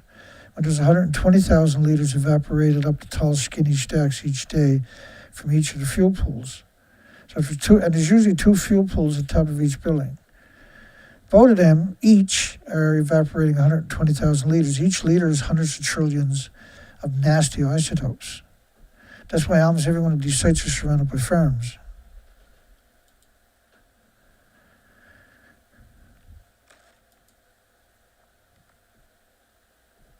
And JMA cautioned about the possible aftershocks in the coming days, so this is not over. It's on a tectonic plate, so it's never going to be over. It's always a threat, and that's why I'm here today, trying to bring some common sense to the equation, right? The agency urged residents in 182 municipalities in the area to monitor emergency preparedness in the coming week. So now you got 182 municipalities being put in standby. That's not normal.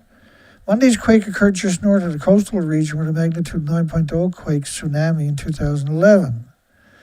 So they're saying the quake happened, they're saying ground zero was up there, but now they're saying it happened in front of Fukushima, because that's where the 2011 accident happened, was in Fukushima, which is quite concerning, and it wouldn't surprise me a bit if that's where it actually did happen.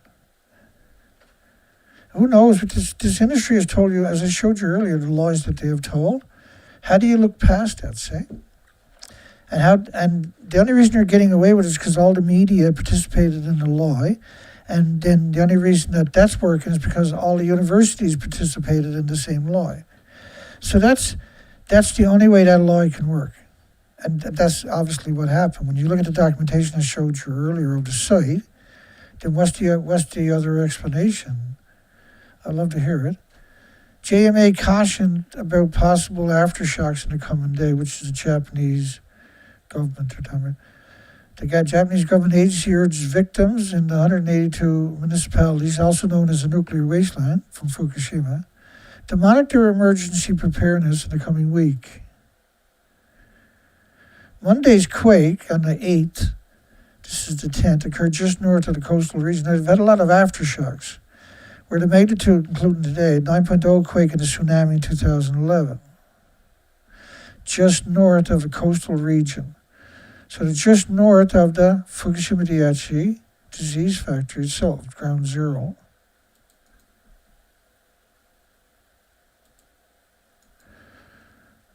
And so these are both the official picture. That's the official picture of Reactor 4 over there. And I showed you a lot of that detail earlier. And this is what they say is 150 feet above it. And what do you think they're doing pretending they're 150 feet above the building that doesn't exist? They wouldn't do it for a coal gas oil plant, but they're doing it for a nuclear plant. Do you really think they won't do that again? Japan's massive earthquake injured dozens with warnings of more tremors this week. Hokkaido government okays the restart of Japan's newest nuclear reactor at Tomari. So is United Nations and Japan conspiring to hide the damage that I showed you? Yes. You got to agree with me. You can't. There's no way you can prove me wrong. I hope you can, but unfortunately, there's no way you can prove that I'm wrong about what I'm saying. So they had a 9.5 quake in 2018 that they described as a 6.6 magnitude and 7 on the Shindu scale, which only goes to 7. They're always very vague about that, right? And that's in close proximity when you're talking about continental tectonic plates. And then the earthquake they had was on land, right? And then it dropped the payloads to the mountains, like I showed you earlier. Hokkaido governor approved the restart of Japan's newest reactor, Tomari nuclear power plant, which is frightening that a single person has that ability. Resuming operations in early 2027, the number 3 unit Tomari plant operated by the Hokkaido Electric Power Company has cleared safety screening by the non-regulatory agencies. Its operations have been suspended since 2012 after Fukushima. The unit began operating in 2009, so it was only running for 3 years. And now it's been shut down for 14 years, as the heads of the municipality have already given their approval. I think there was 4 municipalities. So none of these are nuclear experts.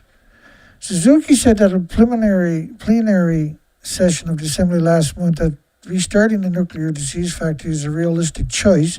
And this is disgusting, by the way, as it expected to reduce electricity costs to meet rising power demand. It's not going to reduce electricity costs, for goodness sakes. Demand is due likely to a surge as artificial intelligence data centers expand. So because artificial intelligence, which is the most dangerous creature after nuclear, and they wish to put that in these communities, that will destroy the jobs in the communities, then you need, the only thing that can fulfill that obligation is, or that need is going to be nuclear disease factories that are very fragile. These sites are already fragile from neutron bombardment. Right? If you just run the site for, once you start that chain reaction, you'll never get rid of the neutron. Right? There's still fuel in that site, in the fuel pools. That's neutron bombardment. Those neutrinos, by the way, have been detected 150 miles away here in Canada from a nuclear plant in granite, 2 miles underground, 2 kilometers underground, in granite. So they're 2 miles in granite deep underground and 150 miles away from a nuclear power plant, and they can still detect the anti-neutrinos. So the nuclear plant is not harmless at all. And an artificial intelligence is driving the need to fire up a disease factory known as a nuclear power plant. Because another worst thing about a nuclear power plant is you're going to take fuel out and put it in a pool where there's no containment. That's going to be splitting atoms into your environment, poisoning every single human within hundreds of miles. And they're usually surrounded by farms as far as you can see. So the damage to the health of populations worldwide are in jeopardy. The concentrations of data processing and cooling centers, right? They skipped the word what the center means in that particular sentence. In urban areas become an increasingly serious issue. The data centers are sucking up electricity, and they can pay the extra money. And so your electricity bills are skyrocketing because AI centers are opening in all your communities and cities. Right? They're just a curse. And in urban areas become increasingly serious issues. You have no idea. In November, the Niigata governor approved restarting 2 nuclear reactors from the Tokyo Electric Power Company, which shouldn't be in business, should have been, like under the original charters of the nuclear power plants. They weren't corporate personhood back in those days. The original charter protected you, right? Because if you polluted your community or your water or your land, you could cease their charter to operate. You can convict them and jail them as a deterrent to other nuclear sites not to do the same thing. You can liquidate their assets for restitution and outstanding debt. But because now they're immediately on the stock markets, you can't get rid of them because you're talking about possibly millions of investors. You can't put them in jail. And so now you have a disease factory that is hid away beyond an illegal amendment to the Bill of Rights, the Constitutions, the Magna Cartas, of, companies shouldn't have human rights. They should have a charter to protect the humans. Because when you gave them some of the human rights, now you're protecting them from scrutiny. We've seen nuclear sites deny entrance to OSHA because they have corporate personhood. So you can't find out if they're breaking laws because they're protected by corporate personhood, which shouldn't exist. Is an illegal amendment to the slavery laws, right? That's how corporations got corporate personhood, which is absolutely stupid because you can't hold them accountable, so there's no incentive not to be evil. Liquefaction triggered by the Noto Peninsula earthquake caused extensive damage in Niigata. 6,700 houses were confirmed to sustain liquefaction and earthquake-related damages from an earthquake way off the coastline, but close to the fault line that ruptured in January 1st, 2024 in the Noto Peninsula area, right? The Ishikawa Prefecture. Japan's not taken any assistance from other nations. Now, we never seen them do that, only at Fukushima and at Shika, the Noto Peninsula, Ishikawa Prefecture. We've never seen them not take foreign aid. The first 72 hours is the most important time, right? So, you see that our farthest arrow over to your left, below that, towards the bottom, is the Shika nuclear plant that's been hid away. But that Eurasian plate, North American plate, the Eurasian plate, the North American plate, are not very far from the Niigata nuclear power plant. So why would you open that particular plant when it's on a 4,000-year-old rupture? That's just and it ruptured spectacularly, one of the most spectacular earthquakes we've had in our times. At least 3 faults slipped, ruptured in 45 seconds on the January 1st, 2024 earthquake. Slipped during a 45-second earthquake. 120 or 20 by 120 kilometer stretch are believed to have slipped. There was and this is what you mean by slipped, So if if a nuclear power plant is in proximity to the Earth having, at Fukushima, the intake, you need 1 million gallons a minute, 4,500 tons of water a minute for a nuclear plant. So think about 4,500 one-ton pickup trucks with 1,000 liters each having to go dump their water into a reactor every 60 seconds. 4,000, so 70 one-ton pickup trucks with 1,000 liters each, 70,000 liters of water in 70 one-ton pickup trucks going into the reactor every second. So think about how much external power that is. But what happened was you separated the intake with that earthquake on the east side of Japan, and the Pacific, not the Sea of Japan side.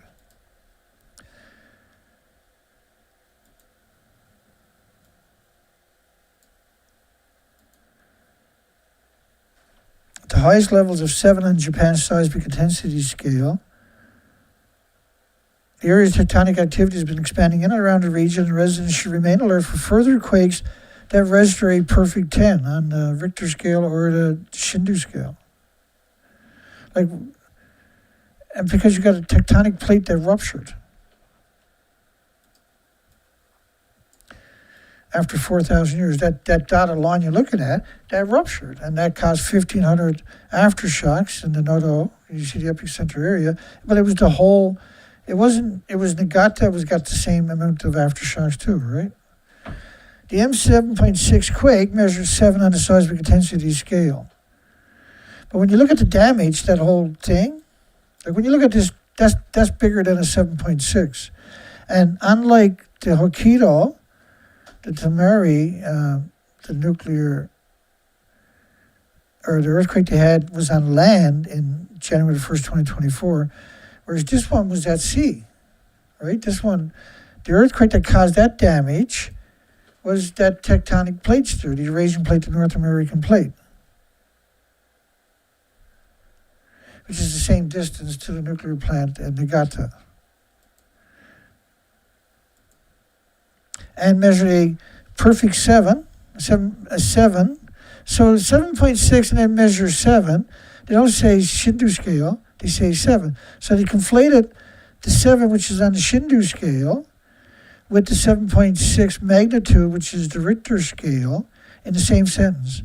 In the prefectural town of Shika on Monday afternoon. It wasn't a 7, M7, it was actually a 7 out of a 7 on the Shindu scale, which is you got to multiply by 1.428 to get the Shindu, or the Richter scale equivalent.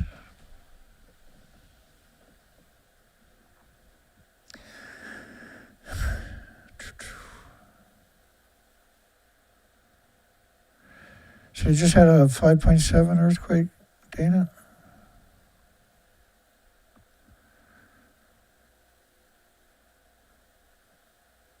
I'll just go look for it real quick here. Just give me a second, folks.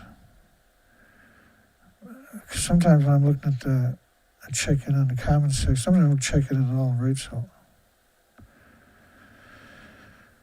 just give me 1 second. I'll go have a look rather than.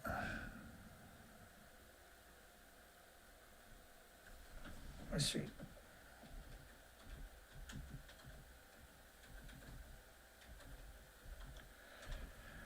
I'll bring it up here for you.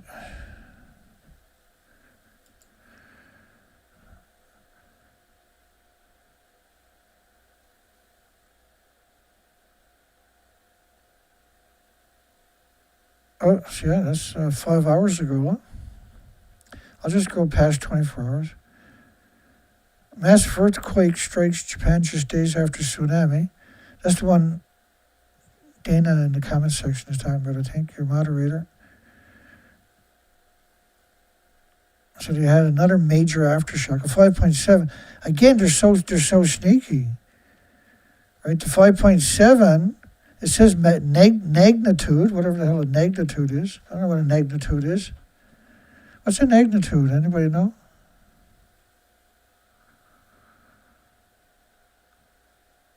Oh, magnitude. Oh, okay. You just don't know with these people sometimes.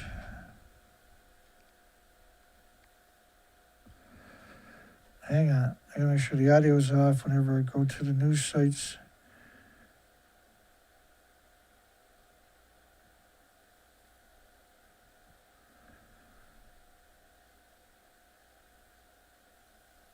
Kuji, Japan. We figure where that's to. I don't know what these sneaky Japanese nuclear industry people. Kuji, where's Kuji to? There once was a Kuji. There it is. Oh, really?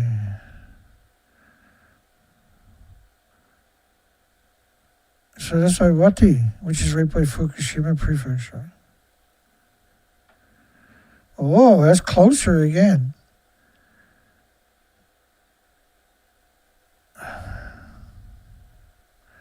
me see if I can fit it all here on the screen.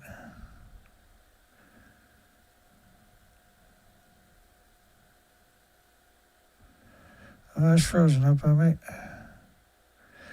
Well, the last one was up here, right? The screen's frozen up on me.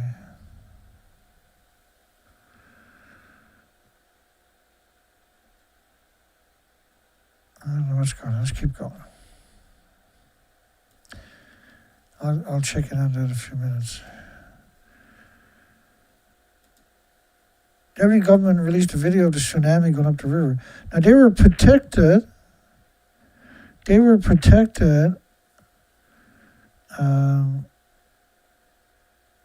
By the earth rising up.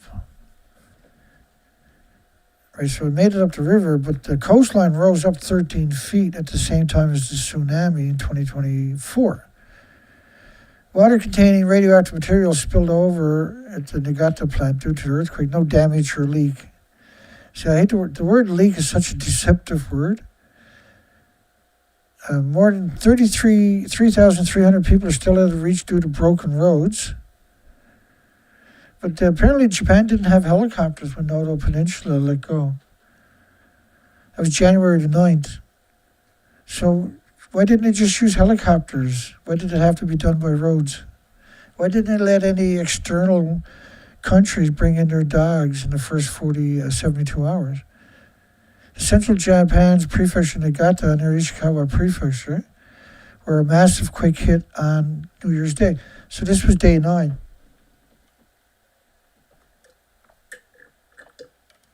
They had another major one in February of that same year. Let me keep her going. The big quake shook parts of the Shika nuclear plant, which is in Noto Peninsula, Ishikawa Prefecture, which is on the east side of Japan, in the Sea of Japan, above safety estimates, and it was on January the 10th. Why did he, and we asked that question on January the 10th, right? I done a shows January the 1st all the way to January 30 on the Noto Peninsula earthquake because we couldn't get any information on the Shika plant. So you had to assume the worst because you're talking about the nuclear industry. But this is what made me laugh. Broken devices at Fukushima failed to record the vital quake data from Ishikawa Noto Peninsula earthquake. One was placed on top floor. The number 3 building on the top floor. That's reactor 3 over there. There is no top floor. The building is a stump. The 19-story, 65-meter, 190-foot building doesn't even exist. How could you place something on the top floor? And that's Japanese government.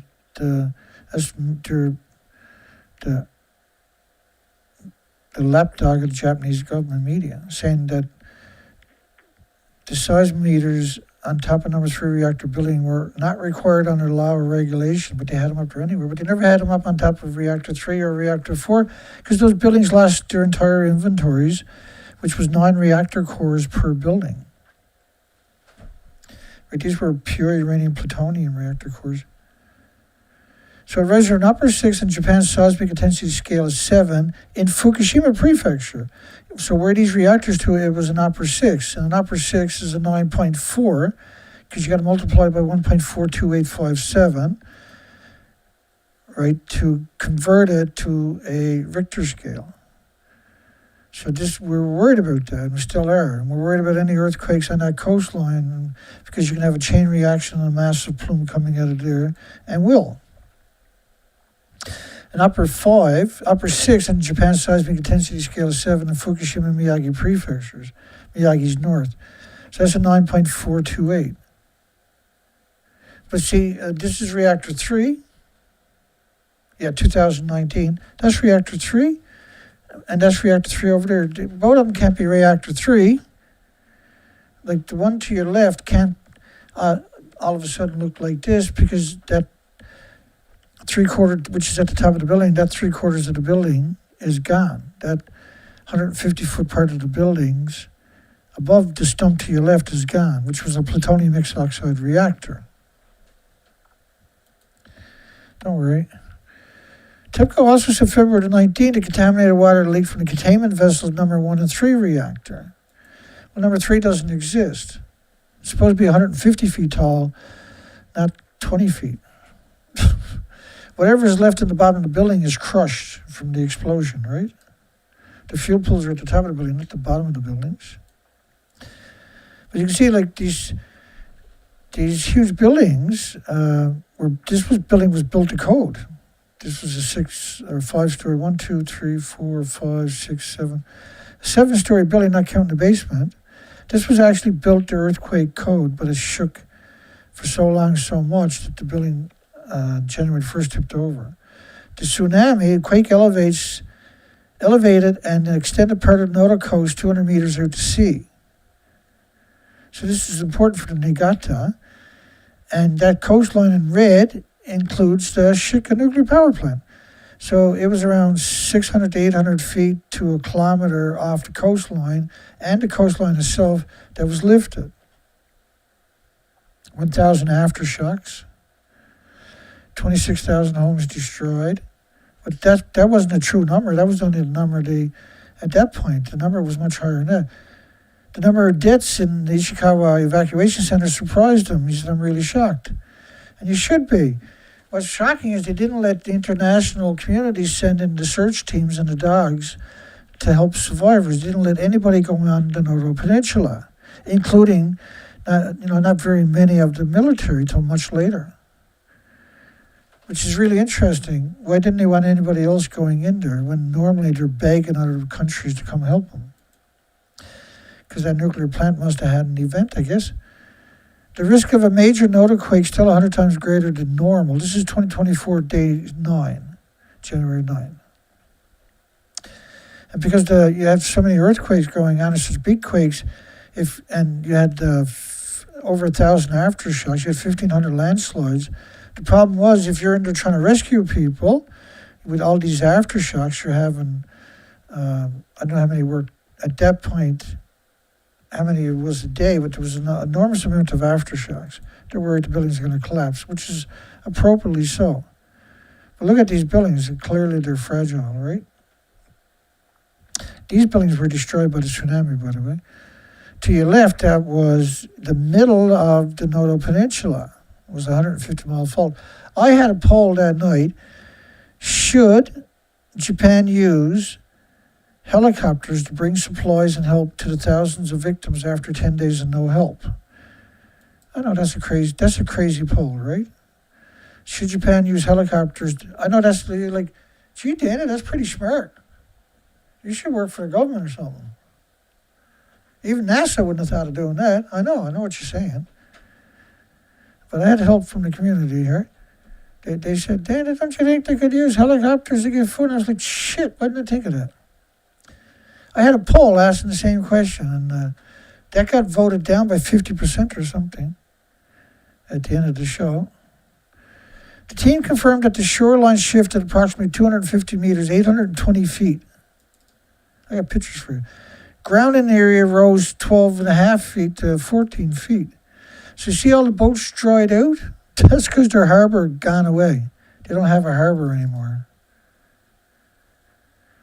Right, the ground lifted it up and the boats are dried out. Normally those boats are floating, right? So that whole harbor is normally underwater. But it lifted the whole coastline for 85 miles like that, including the Shika nuclear power plant. And this was Shika, the community of Shika, which was a 7 on the seismic intensity scale of 7, which is equal to a 10 on a 10. 400 trapped around a nuclear plant for 8 days after a nodal quake. So again, you have a big earthquake, how are you going to evacuate? Well, you can't. And nobody can go in and get you because the government, once nuclear shit happens, they're not going to let anybody go in there. Nuclear industry. So United Nations allowed all of this to happen because they allowed them to build these facilities in the most unstable places in human history. Rescue workers were unable to deliver relief supplies. Really, 2 weeks, almost 2 weeks later, 10 days later. How come you couldn't deliver relief supplies when there's hovercrafts, there's helicopters? I know helicopters sounds like a crazy idea. I know, it's stupid. That's stupid data. It took about 2 weeks to restore access to the last of these areas. It took 2 weeks before they could get helicopters to go in, to bring in blankets and first aid, medication. Really? Gee, I wonder why you stayed out. Why wouldn't you bring, everywhere else you take helicopters and bring in supplies, right? I know that sounds crazy, but if you're with the nuclear industry. So January 23rd, this is 3 weeks later. 400 trapped around the plant for 8 days. Much worse than that. Rescue workers couldn't deliver relief supplies. The Shika town is one of the communities hardest hit, intensity of 7 on the Japanese seismic intensity scale of 7, 0 to 7, were recorded there when the quake hit. Well, this is the coastline before, and here's the coastline after. It just rose right up. But you can see the blue water offshore. Look offshore, see the deep water? Now you see shallow water out there. Same thing here. You see the bluish, the dark color is the deep water. And then after, it's all shallow out there, right? So it's not just 700, 800 feet of the coastline. It's way out to the ocean, too. That lifted up. That was the tectonic plates letting go after 4,000 years, which is right alongside of the Niigata nuclear power site. So why would you want to reactivate that site? And, you know, when these are not just seismically active, they're dangerously, lethally active. They're 4,000 year old. They warned you for the last 2 years with over 22,000 after small earthquakes, when it used to be 20 a year. So we went from 20 a year to 22,000 a year. And so you knew this was going to happen. So knowing this is going to happen, seeing it happen, and then opening up the Niigata nuclear power plant so that you can have AI is absurd. It proves why nuclear is just stupid. They're just hateful people. They refuse to be team players. They're just so self-centered, and their poison attacks everything with replicating cells.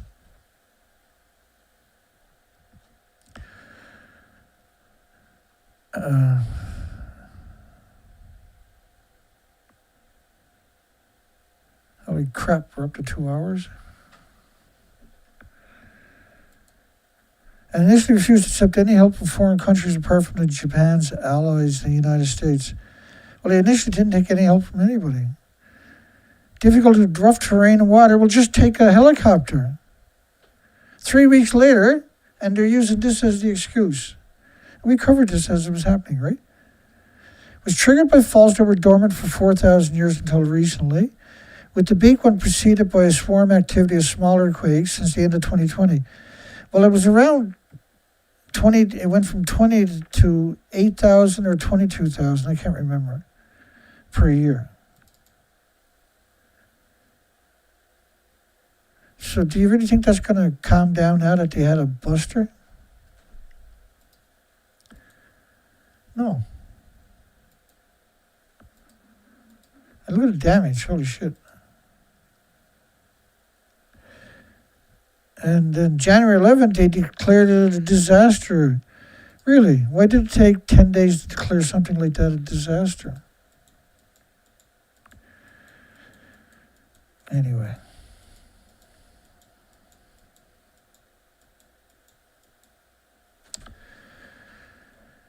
It's a very bad idea. Well, hopefully, I'm back tomorrow night. We'll pick up on it again. apologize for doing the show early at night. It's better than not doing any show at all. And so I went with that.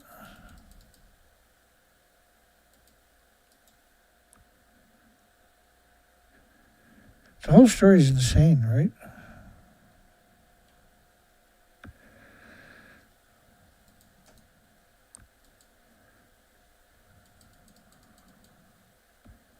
The story is insane.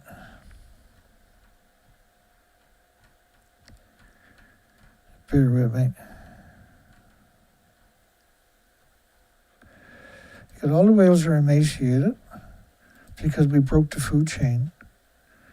Fukushima broke the food chain. Did Fukushima's brutal radioactive fallout break the entire food chain, causing a planet-wide extinction event? Sadly, that's exactly what happened.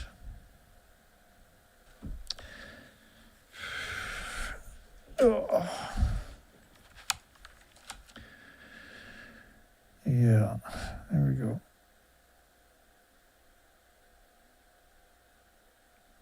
I even feel guilty doing the show early because I've been at it for so long, I'm conditioned. But I mean, if we got an extinction event, as I showed you earlier for my research expeditions, this is an extinction event. And now we're going to put more reactors in an even more seismically active zones. Is just, what's the point?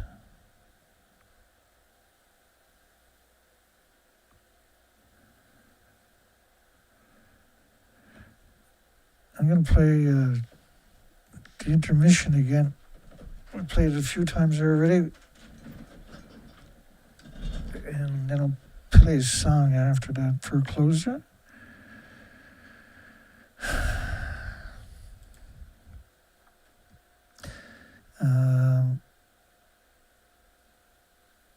Yeah, this one here, it's 2.5 minutes.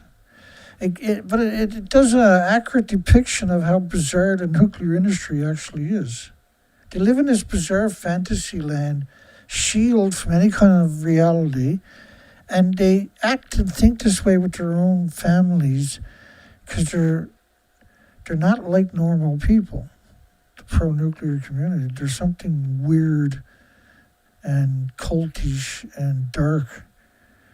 So we're going to play this song and another song, or this intermission, and then I'll play another song right after this one. Hugs for everybody. Have a great night. Great day tomorrow. We'll see you tomorrow night, hopefully.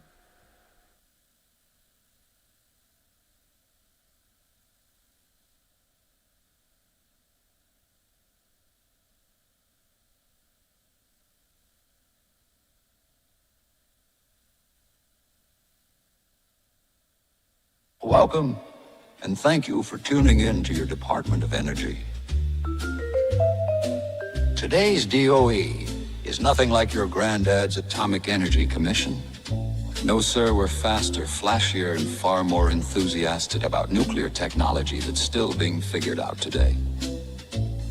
Let's begin with our proud new invention, the Small Modular Reactor, or SMR, a compact atomic achiever designed to fit almost anywhere a good idea might go. And look over here, the Natrium Fast Reactor, a shining sodium-powered friend of the future. Liquid metal circulates through its channels, staying wonderfully steady, provided nobody introduces air or water at the wrong time. But don't you worry, our engineers have thought of nearly everything. Now feast your eyes on the molten salt storage tank. It collects excess heat and sends it back out when the grid needs a little oomph. 5 full hours of bonus power, just enough time for America to feel confident before switching back to something else. Thanks to our accelerated DOE NRC review pathway, reactor designs glide through licensing in a brisk 18 months. Is every detail perfect? Well, the future is full of surprises. That's what makes progress so delightful. And look at this cheerful supply chain. Each SMR is built from handy modules crafted in factories across the country, loaded onto rail cars and assembled like a patriotic set of model rockets. Efficiency has never felt so hopeful. Over here we see tomorrow's data centers, rows and rows of thinking machines needing more electricity than entire cities. Fortunately, our SMRs stand ready to provide dependable power for the digital dreams of a growing nation. Natrium even features passive safety behavior, meaning the system gracefully adjusts itself when temperatures drift upward, a gentle reminder that in atomic engineering, self-control is a virtue. Now, some folks ask about cost. We simply remind them that innovation pays dividends down the line, and the line stretches as far as imagination permits. So join us, bright learners, as the DOE marches proudly into a radiant horizon. With SMRs, natrium, and a healthy dose of optimism, America's atomic future is assured. Just as soon as we finish building it.